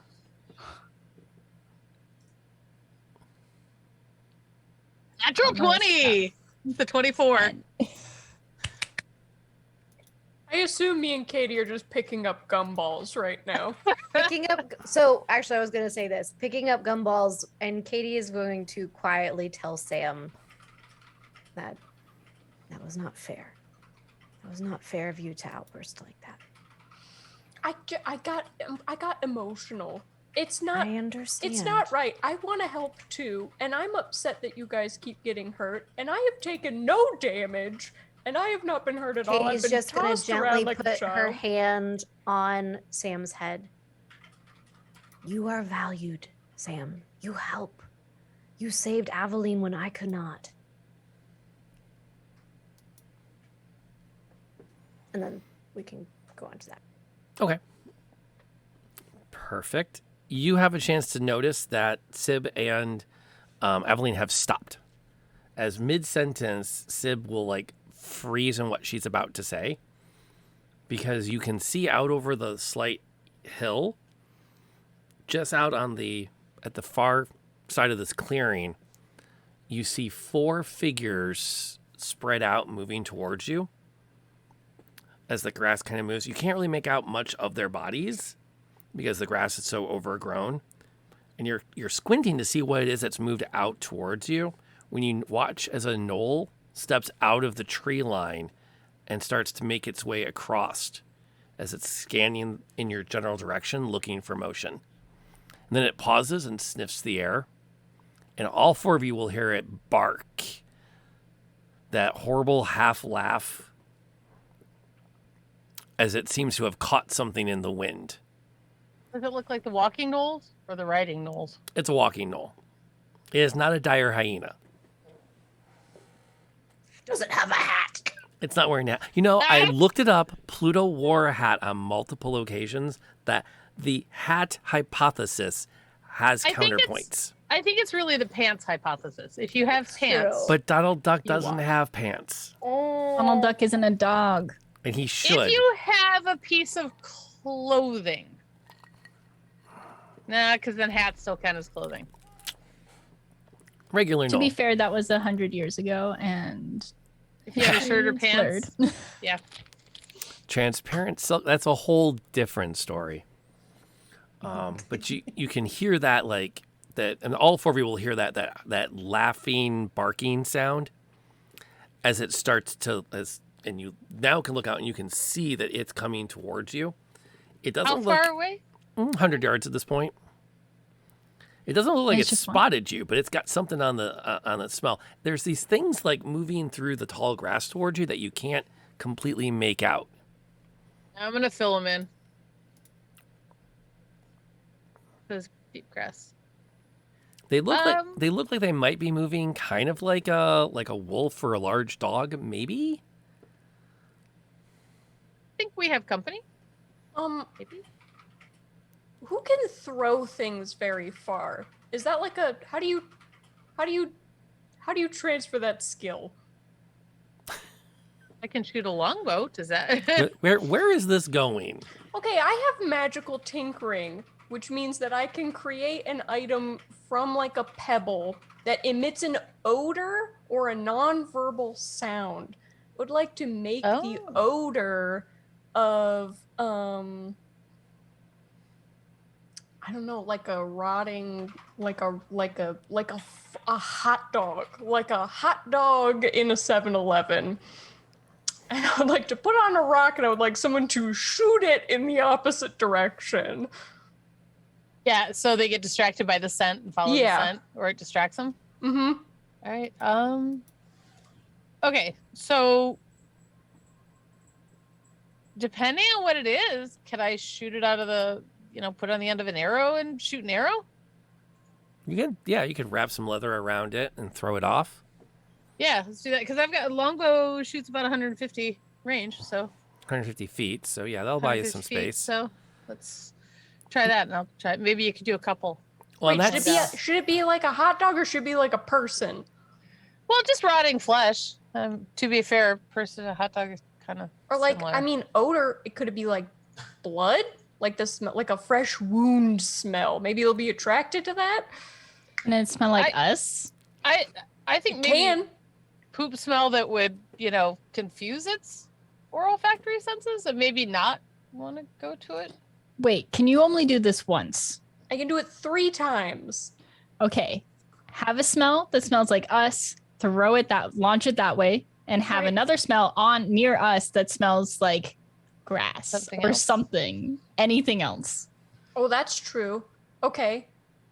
All right. Yeah, that's good. Then so I'll do that one, and then I will grab another rock and have it give off the odor of grass, and I'll just hold it next to us. I don't know. Just a little Could be ahead the of us, gumballs. maybe? It could be the gumballs that we've been picking up. Yeah, That's gnolls don't really like sweet. I love that. Right? I don't. So do you want 2 shots then? 2? No, you're just shooting the hot dog, and I'm holding Oh, the right, grass right. smell. Okay. You're just shooting the hot dog. Okay. You imbue this with a scent and you blast it off. Now the effective range of the bow is at 150, so that's 50 yards, give or take. You can go past that, just it's much less effective. So you could probably get this thing pretty far out. So my question to you, are you going like past it? Or are you going like perpendicular to yourselves? Hey, so they're 100 feet away. If we go kind of off, because they've caught the scent coming towards us. they've so I got want your to, scent. like hit a different scent. So you want it to go And go like off. perpendicular to you. So like, Yeah, to get them. so to it tries turn. to go on that diagonal. Yeah. Okay, cool. You let it go, and I rolled which a way is the 12. wind? That's a good point. You know what? Hey, Sib and Yeah. Tiffany, have Sib throw me a quick survival check. Yep. Chat, you just bought them a chance to roll, not to screw this up. Yeah, because 19. Okay, that definitely helps. So not only do you throw it perpendicular, you throw it perpendicular and upwind to help pull that scent into the area. Okay, awesome. There's a moment where the gnoll pauses, and you can tell he's picked up a new scent in the air. I'm gonna recommend we all duck too, as we And he like, kind of shoot this. looks around. I will need then all of you to, if your plan there is to duck, either way, you're giving me stealth checks. Not stealth. Oh. Oh. Okay. Thank God I have like a 5 stealth. 12. Oh, sorry. Okay. Those are all pretty nice numbers rolling past me. Minus Sam. I had to roll- 16. I had to roll a disadvantage though. Okay. There we Did go. somebody put their hand on JB and just pull him down? It was just like, JB has a +4 to stealth. He's gone. JB's like, remember, he still has the sticks and the mud that I put on him from last time. So he still has like little antlers. That's right. Just a flying little jackrabbit. See, now I want a picture of him in front of a sleigh with some reindeer, and then he's got the reindeer. Merry Christmas from the Convergence. Oh no! So cute. That works. That works. Okay, yeah. The gnoll starts to move off towards that smell. And you can see like the things in the grass.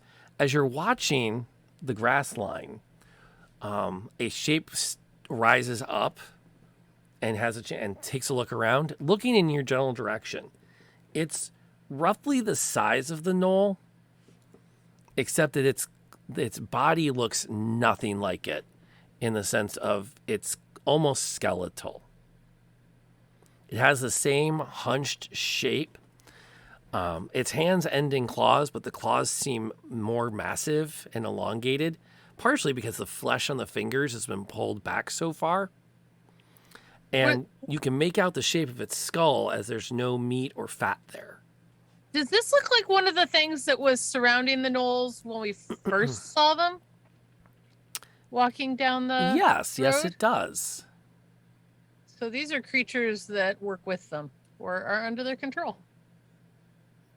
It scans around a bit to look at roughly where you are all hiding, and then it kind of hunkers back down to all fours to kind of start to creep through the grass, following the others off towards the scent that Sam left. It'll reach the arrow a few minutes. What's your all's plan? We need to go. I think we start backing right now away into the forest. I open a bag of chips. No, I'm just kidding. Yeah. No, I think we should head out. Yeah, definitely. We should go that way. Very quickly. Okay, and Quietly. what is that way? Maybe not towards the warehouse and very much away from these guys. I don't know what direction that would be because Tiffany's not good with direction. I will put this out there. You totally have the drop on them. On the gnolls or the warehouse? The gnolls. The gnolls. I'm just gonna put that thought in front of you. They How many messed did you us up. say there were? How are you two feeling? There were 4 of those skeletal things and 1 gnoll kind of like driving I the thought there ship. was 4 gnolls. Sorry. No. 4 skeletal.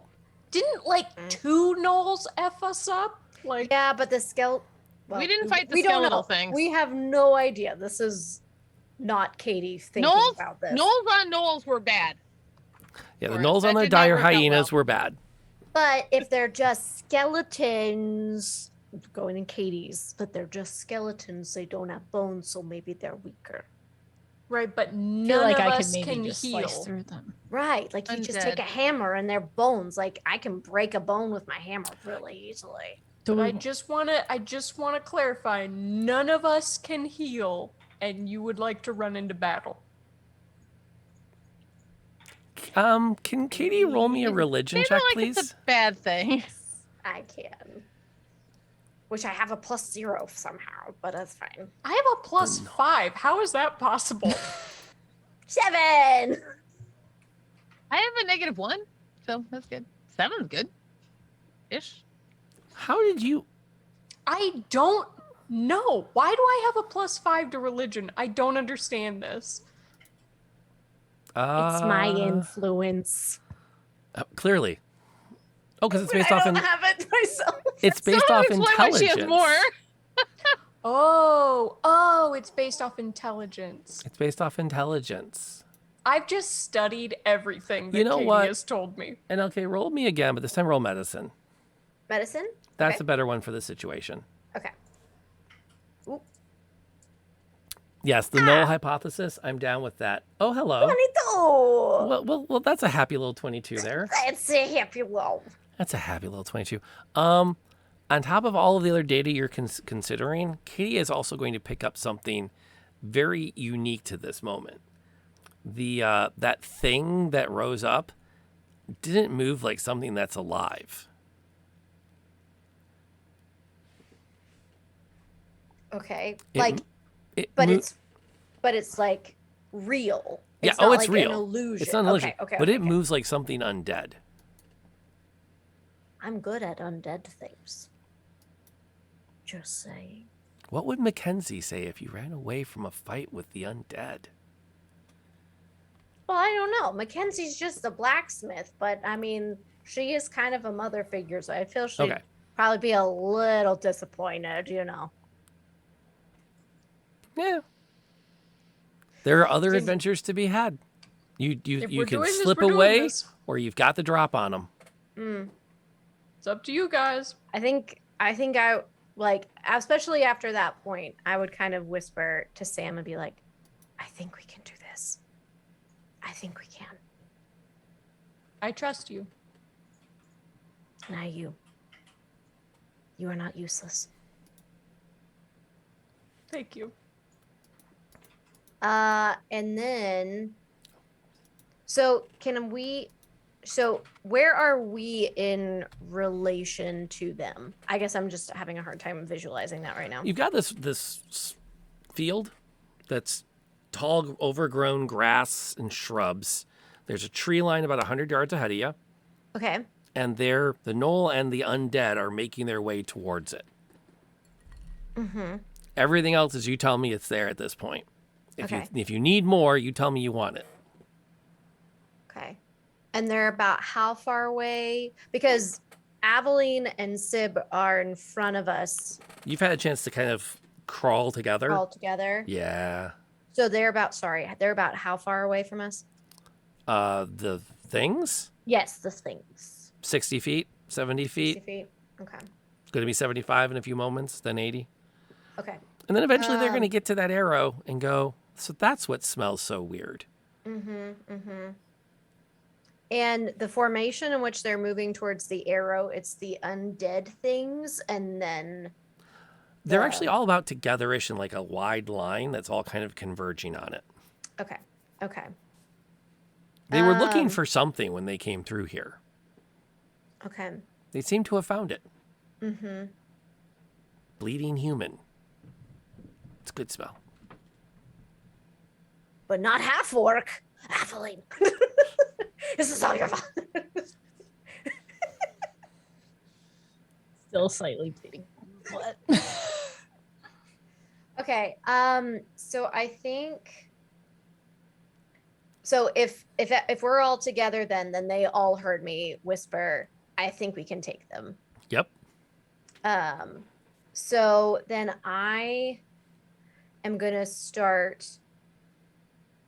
Because I have to be within 30 feet. I'm gonna start like moving as they're coming this way. I'm gonna try to get behind them, but within 30 feet of them. And as I lead, like, I don't know if the rest of the group is following me, but as I get out of earshot, I'm gonna say, go for the live one. Go for the one that's alive. And then try to get within 30 feet. Okay. What's everyone else doing? I will wait. Are there any that are within, like standing next to each other? They're pretty spread out. Okay. Then They're probably a good 10, 15 feet. Okay. I will try to get within 60 feet of the live guy then, and I will hold a ray of frost from Mr. Freezy until Katie makes her move. Okay. What's Aveline's thought? Aveline heard that for going for the live one, and she assumes which ones are not alive based off of. You can start to pick out their shoulders as they're like sometimes walking, sometimes down, sometimes walking. She knows the gnoll was definitely breathing, so yeah. She's going to have her hand axe out and like just ready enough to, once we kind of jump them, have that ready to throw before. But her great sword is like, she's within reach of it. It's basically like, throw that, watch it come back, and also you could set across your shoulder, put your hand on it. You got your hand axe ready. It's an easy throw, and then pull that sucker around in front. How's Sib doing? I'm prepping arrows. I'm gonna pull out a few, line them up on the ground. Yep. Here's where I'm gonna be. Thunk. First arrow up. Okay. Once everybody's ready, I'll aim and hit it. Hopefully. So when you get to your 30 feet, what's Katie gonna do? So Katie, once we're within 30 feet, Katie is going to place a hand over the symbol that's on her, her pendant, and reach out her other hand and just start quietly muttering a prayer in a different language. No one else knows, because this is a specific language to her people.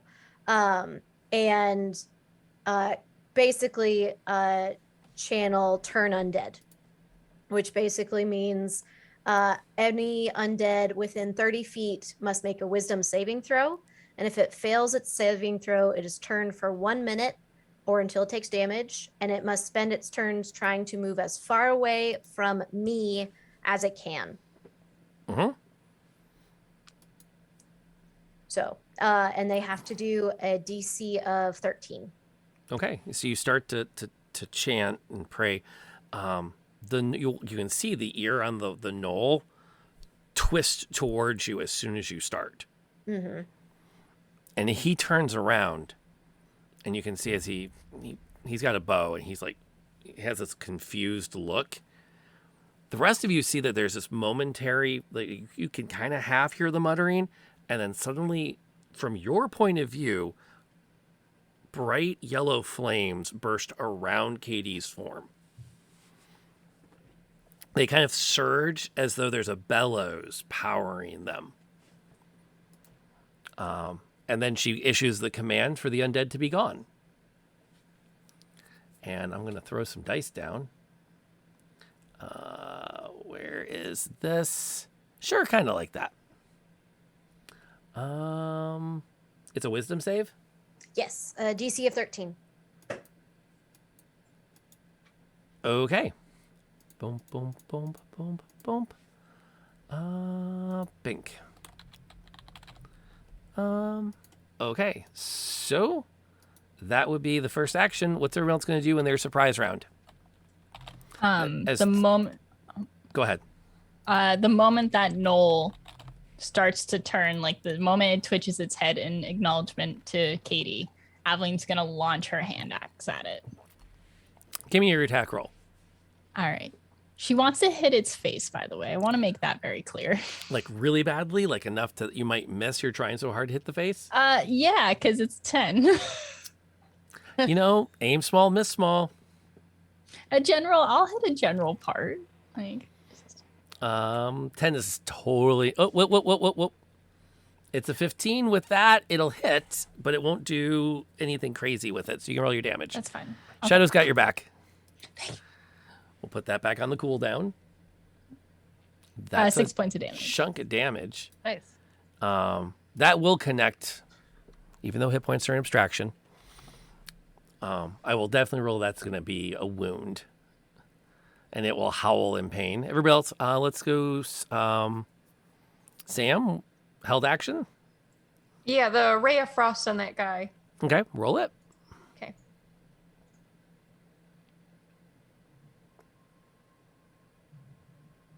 Oh, does a 19 plus 5 hit?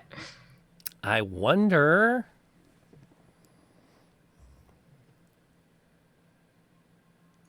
And I'm going to scream, "Eat Slurpee, dog breath!"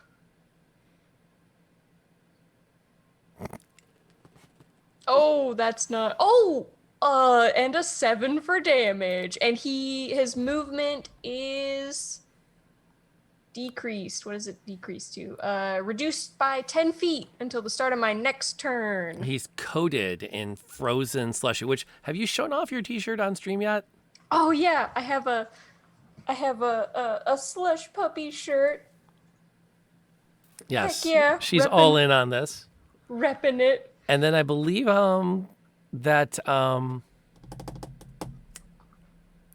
Sib has an action still in the surprise round. Yeah. I was debating casting Hunter's Mark. I'm gonna cast Hunter's Mark and hit it with the bow and arrow. Yeah. Bonus action, mark it. Action, kill it. Yep. I'm not sure it mathematically can survive this round. Yeah, but I don't know that. Oh no, that's a 26. That's a hit. What's a hit? I'm gonna go ahead and pop this out. That's a 10 damage, and then what do I do with Hunter's Mark? I never remember. It's an additional D6. Yeah, excellent. That's what I thought. Boom. 4. So 14 in total. And it drops dead as the arrow finishes it off after the previous attacks on it. 3 of the witherlings are off and running pell-mell away. The other one turns and charges at Katie. I'm gonna get crazy just out of curiosity and have you guys roll your initiatives. This is going to be a trivial fight at this point, but I'm just kind of curious to see who gets to get the credit for taking it out.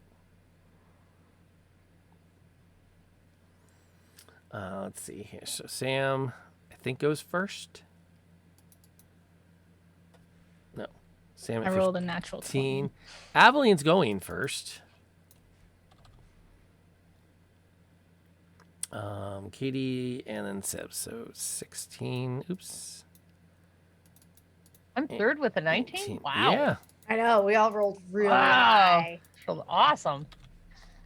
There we go. And bam. So how did it do? Yeah, Aveline definitely is up first. So Aveline sees that the withering thing start charging towards Katie, and she's going to pull out her greatsword and just start charging at it to try and like run and like do a sweep. Okay. And just like cut it in half, maybe. It's quite possible. Yeah. If the dice are holy, that was your hand axe. Oh, was? I'm That sorry. was. Although I clicked the don't think that changes anything. Yeah, it's the same roll to attack. 16. Okay. So yeah, you totally hit it. Okay. 8 points of damage. That will definitely make it stop and tumble a bit. It doesn't totally finish it off. So Sib gets a shot as it starts to pick itself up and silently roar at me. It picks itself up. At full size, it's just slightly taller than Aveline, and it gets that claw up, and Sib gets a shot. Okay. Just went to the wrong screen. Sorry. Think of something else. So I'm gonna see if I hit it. 18. Roll your Hit? damage. Yeah, 18 will totally hit. 10. And that'll take Damage? it, and that will finish it off. Okay. As the arrow goes through it, and just sort of like wipes it off from in front of you. And Question, Katie. Do we need to get the other ones that are running? Well, they cannot come close to me. And are they running in the same direction as whence they came, or are they just... They're just beelining away from you as fast as they can. They will eventually meet up, I assume.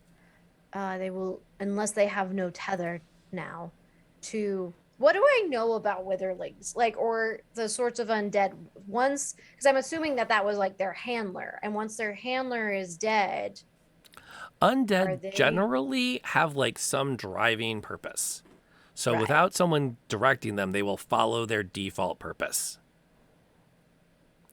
While you process that, Akio Ari, thank you for bringing people in here tonight. And thank you everyone that came in on that raid. You're catching us on the back end of a combat. So there's a little bit of like we're making sense of things here. Joker's Wild, thank you for the follow. We appreciate that and appreciate all of you being here. We will bring you fully up to speed in just a few moments, but we do have to kind of get to a little bit of a break before we do that. Okay, so just of my knowledge of undead, so obviously we don't know what we can assume that it was to find us. And now that their handler's dead, can we just assume that they would find us again eventually? Or... Generally, and based on some previous rules, undead, like I said, their basic programming is usually to just kill things. Right. So if you don't direct them, they're going to go find things to kill. Whatever they can. Right. That's kind of generic default for undead creatures. That's fair. That's fair. Find things living and make them not live. I will relay that to the team. So we could go after them to make sure that they don't harm anyone else. But we just need to make sure that we will not be running into another horde of gnolls. But it is up to you. We can run after them, or we can go recover more and figure out what our next steps need to be. Is it possible that they will attack the gnolls that they are running into if they no longer serve purpose? It is possible, but I think it unlikely. I believe if they run into the pack once again, there is someone that could re-ensnare them. I don't know. Is that how that works? Give or take. Maybe. Okay. Sure. It's hard to know with undead. It's true. I don't really move around the undead circles very often. But so it's more of, would the gnolls somehow reach it to the city, to reach it to town, or come across travelers that might come across their path? As Katie says this, you hear a scream. You hear a crash and then a scream in the forest up ahead. Was it in the direction that they were headed? Yes. I think I would probably follow. And about at this point, book it. too, Katie's internal clock has ticked down. She can scare the undead, and they get freaked the heck out.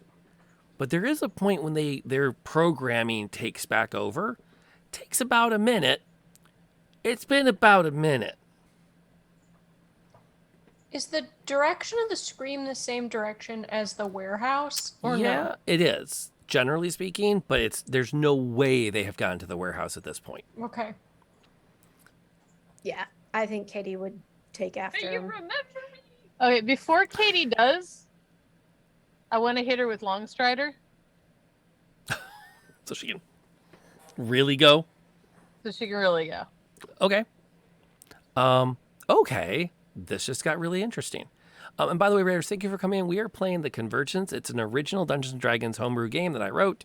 I'm playing with these amazing people that you can check out at their channels anytime.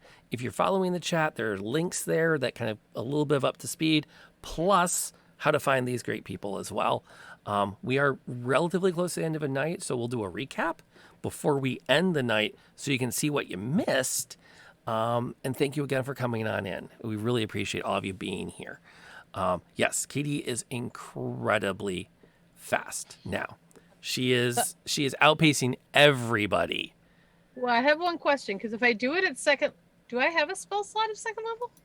No, you have a first level No, spell just slot. first. Never mind. I don't I'm have like, a spell slot at second level. I know. I don't know what I was thinking. I got excited for a minute. Sorry. You could cast it. Nope, because you've cast your Hunter's just Mark. First level. Yeah, I already cast it. And your Hunter's Mark, that means you're also done for the day. Yeah.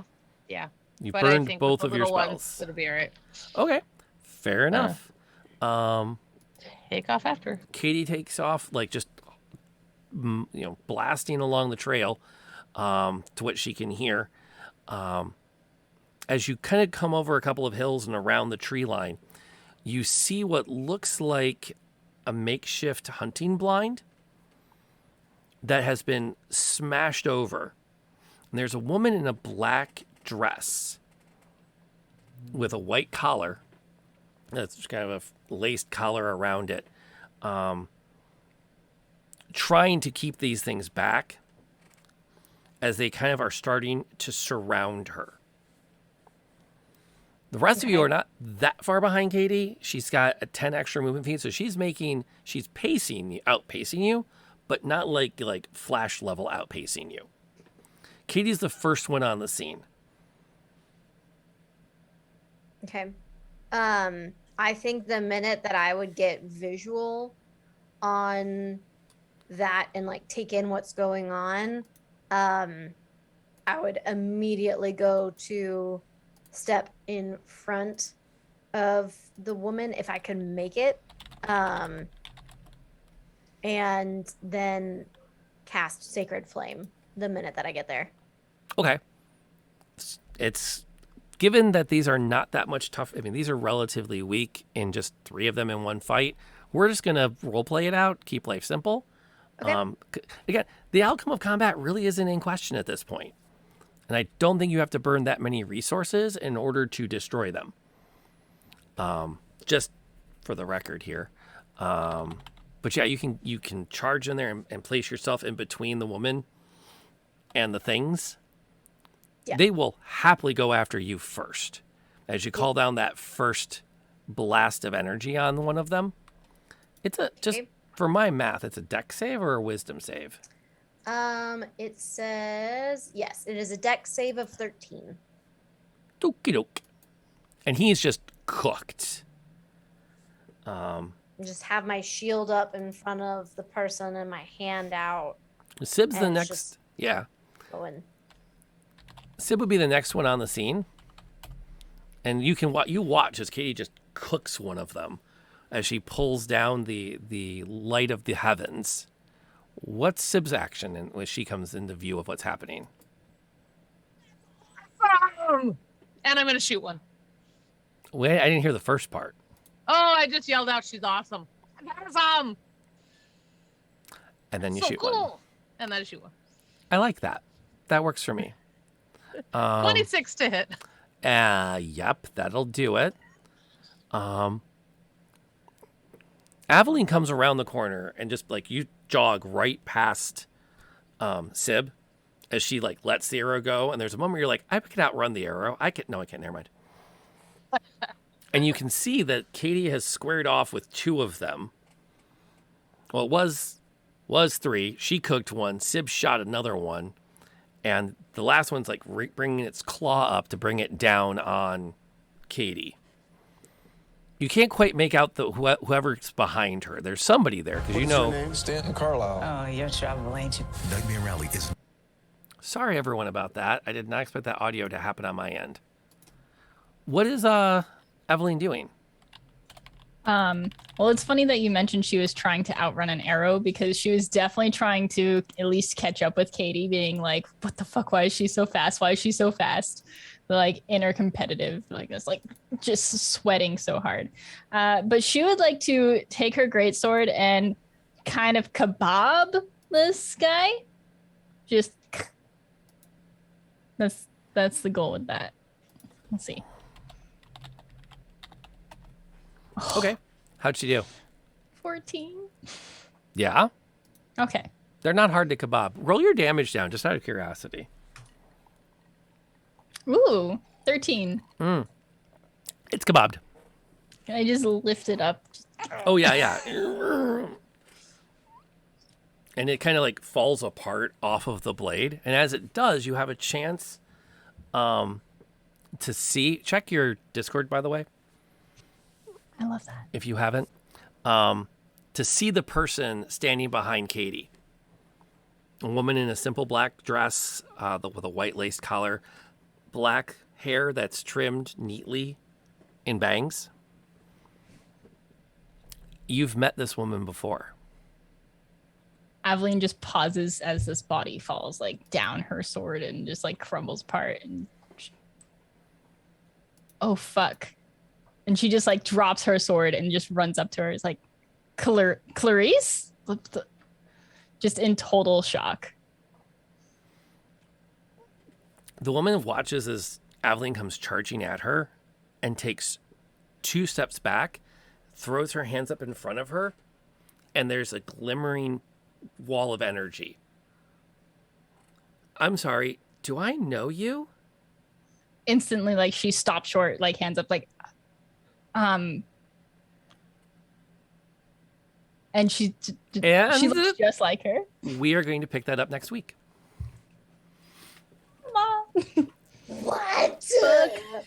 I just want to say that Sam like comes in as like leaning against the door jam, like Yeah, you got the stitch in your side. The short legs.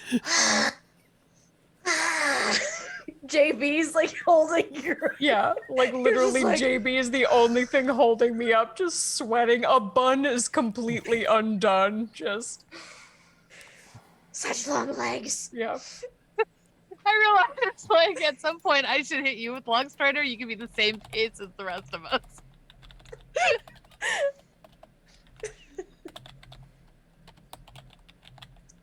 Oh, come on. You knew I was going to walk you right up to a cliffhanger and stop.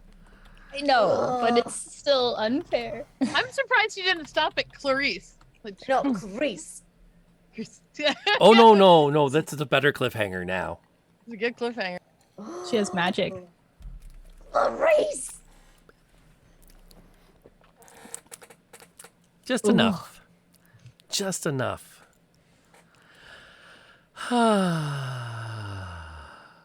I need a cigarette. Oh, and thank you for those that came in. Tonight, we had all kinds of wackiness happen. Let's see. The party limped back to a farmhouse, got themselves put together. There was an extended conversation about artificer powers. We discovered that before Aveline met her fiance, she had spent some time behind enemy lines where she did befriend. We'll put befriend in italics. A young woman who tended to her wounds after a particular fight had gone the wrong way, but had to leave because she had to get back to her own troops and continue the fight. Then we had a little bit of a scouting mission. We met Handsome Dan, and he weren't thinking it was all that great to have somebody sneaking into his warehouse and poking around a bit. 'Cause that's the kind of thing you don't do. You might be a messenger. It means we ain't gonna kill you. It means we're gonna make you wish we had killed you. And I really can't wait to have more Handsome Dan pop around, because especially when you learn more about Handsome Dan, it's even more fun when that happens. So we had a lot of fun with that. The party reunified. And then they've redeemed themselves because they found they can totally kill gnolls if they want to. It just helps when the dice are on your side. That seems to be the deciding factor. We are here every Wednesday night at 7 p.m.-ish. We start.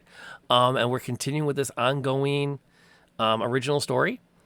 We've got about 10 sessions still to go. So there's a lot of fun to be had at this particular table. Sometimes we go past a little bit past 10, but this felt like a good break point. And I really want everyone wondering who this person is. So it worked out really good.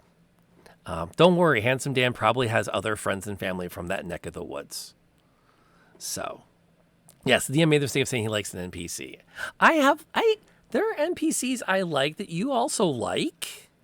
Harrison, aka Frederick, you liked him. So there's that. And Ro, you guys got along with him. And the other one, Aliston, the one that collects con coin, i.e. money that has come through a Convergence event. That's her hobby. So, I mean, I like a lot of NPCs that aren't necessarily going to end up on the end of your swords. So, I don't know. I feel like, yeah. And especially now, I think the system is catching up with Outer Dork. We so appreciate your ongoing support and generosity to our community. You do not need to gift all those subs at the end of every session, but thank you for it. It really does help keep the lights on, keeps us doing this, brings us back every week. Because this is a thing, and it's good to be recognized for that. You know, it's kind of like getting nominated Teacher of the Year for the third time in the last 3 years. It's good to be recognized. Of course, didn't win, but haven't had a Teacher of the Year from the math department in 40 years, but I'm not counting. Blasphemy, I'm glad you came by and had to say that. Let's go around the table with another round robin of who we are, where we find us, who we were. And I always like to end the stream like I do all my D&D games. I ask the players to share stars and wishes. Stars are the highlights of the event, things that they really enjoyed or they like to see or that stood out as a positive. And then the wishes we do off stream. The wishes are things they wish had been different. So sometimes it can be, I wish there'd been more of this. Sometimes it's, I wish that hadn't happened. Sometimes it's just, I wish it didn't take us a week to get back together again. So your mileage may vary. So we're going to go reverse order from how we started tonight. Late night, the floor is yours to talk. All right. Well, my name is Night. I am a Twitch streamer here, Variety Caster. We're going through The Witcher 3 over at my channel right now. But tonight, I played Katie, the half-orc forge cleric, who got to do some forge clericing, which was so exciting. But I think that my highlights for the night were just the interactions between the two characters, between Sib and Sam, and also Katie and Aveline. I thought that we had really, really good moments. But I think the top one is eat Slurpee dog breath. And I think that's probably my top favorite. So yeah. All right, Tiff. All right. Hi, I'm Tiff, or TS Lamb, and I played Sib tonight, or Sibilia. But nobody needs to say that, so Sib. I'm not a streamer unless I'm on Wednesday night or sometimes guesting in other DM games, usually with Rob. You can find me on Lantern's channel. Let's see. My my favorite part might possibly have been when Aveline said, "That's not the weirdest shit I've seen all day. I've seen dogs riding dogs." But the interaction was great. I mean, like Aveline and Katie is good. Like the two with Sam are good. Like this, it was all good. And I do have a special love for arguing with JB, and then giving up because like figure out the beeps, But I loved the role playing was good tonight, and then just the comments, the weird comments were good. So. Speaking of which, a special thank you to Polymorph. If you check our Discord, we do have a link to the clip from earlier tonight. He did get on that, and we appreciate that. Thank you. Those are keepers. Clips are a great way to show your appreciation, especially when they're good. I will put the link in. I still have all my stuff turned on. Paul, you've been around a while. I'm going to see if I can get you a VIP later so that your clips don't get deleted or your links don't get deleted. I think I can trust you at this point. Pond, you're up. Hi, everyone. I'm That Other Pond. I stream over at my channel where I DM on Sundays, and I just play variety games the rest of the week isn't the 2 other days of the week I stream. However, I'm really excited because on Saturday I'll be at someone else's stream being a player, and I'm very excited for that. I think Molly's going to be an awesome DM. I play Aveline, the human fighter who always just gets punched in the face, but it's great. We love it. And for my favorite moments of the night, I agree with everyone else. I just really love the chemistry of this group. It feels really just natural and special and not forced or anything. It's brilliant. I think the quote I have in particular actually came from chat, which was the spell slide into DMs, which then became a spell. That's just it's very endearing. So I love it. I'm going to follow it up by saying that the reaction to receiving a message spell was an absolute, just as far as role play goes. I had fun with that, yeah. Yeah, that was perfectly smooth. Thank you, Ari, for that. Both of my D&D groups are amazing. So I'm so blessed to have such amazing players, like, for example, Molly, who's also a DM. Not yet. Not till Saturday. Have you written down an outline? Yeah. You're a DM. Oh, no. Okay, but here's a better question. Have you panicked a bunch already? Oh, yeah. You're good. Do you think the players are going to follow the outline? No. Then you are definitely a DM. I am assuming all forms of chaos. Yep. Okay, so I'm Molly, or barely Molly, and I am DMing for the very first time on Saturday on my channel. Pond's gonna be there with a lot of other cool, awesome people, so I'm super excited. And it's Christmas themed. It's a Christmas themed one-shot, Curse of the Sugar Plum Fairy. So that should be fun. Okay, I've been trying to think of my star of the night, and there were so many good ones. I love Sib just going off immediately after we all die, immediately, and is like, this is a great idea. I loved it. I loved it. I live for it. And I also live for Rob being a robot, like just being you embodied a gumball machine, and sir, the Oscar goes to Lantern Noir for being a gumball machine on command. Love it. Too good. And also I do agree, the chemistry with this group is so like flawless. Like I was in tears putting SpongeBob band-aids on people today. Like I was in actual emotional tears. So it's a good group.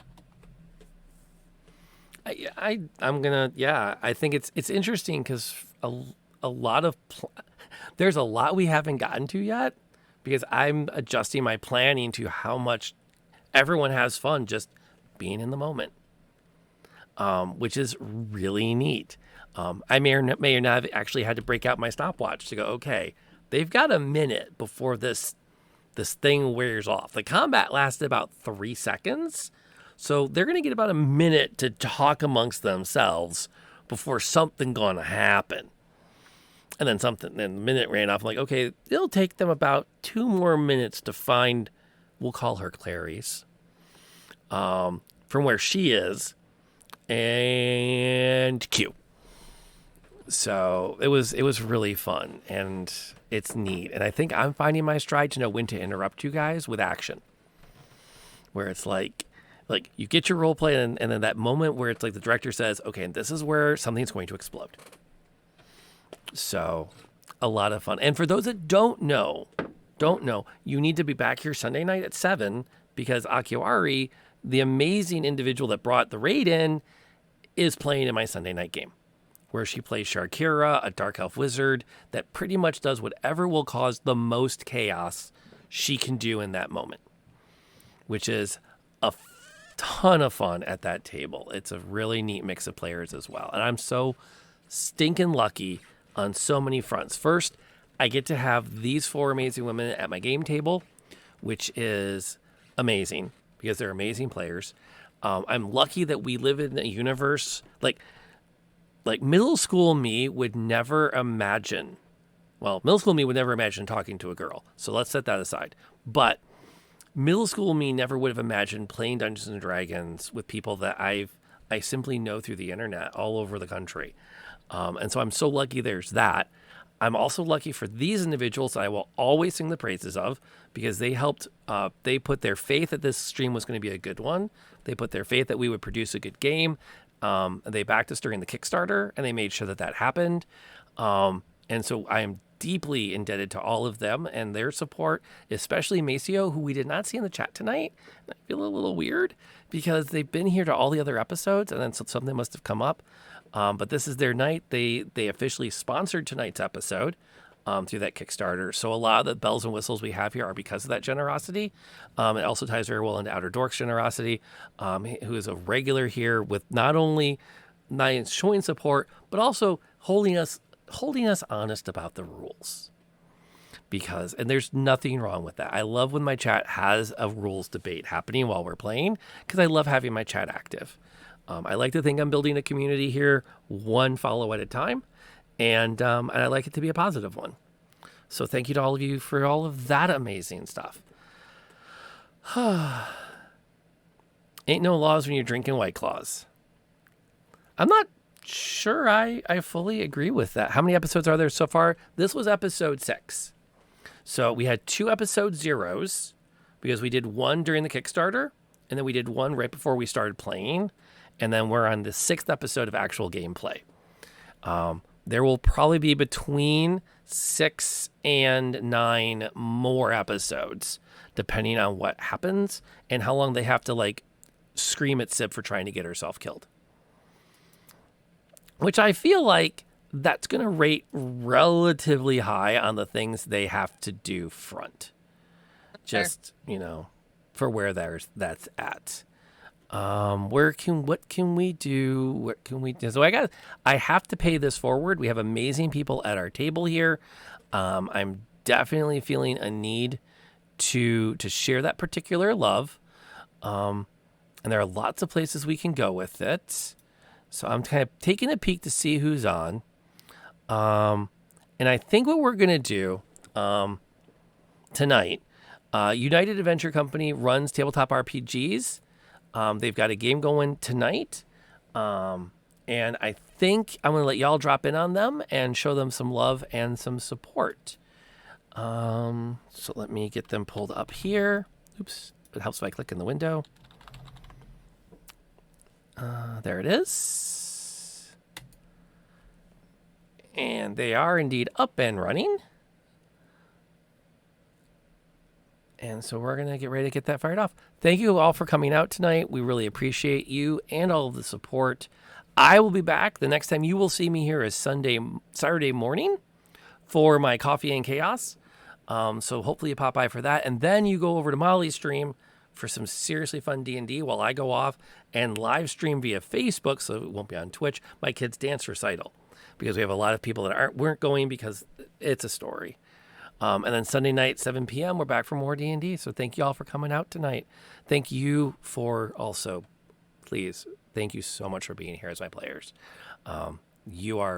It's been a fun group to run. So, on that note, I'm going to bid all of you good night. Thank you again to all of our sponsors. Hang on for the raid. Give them our love when we get there. My players and I need to do a debrief. We'll see you all next time. Until then, remember, folks, you want advantage on your con saves. Get your vaccines. Wear a mask. Keep your distance. And we're all going to meet up at Gen Con 2022 for a live performance. We'll see you then.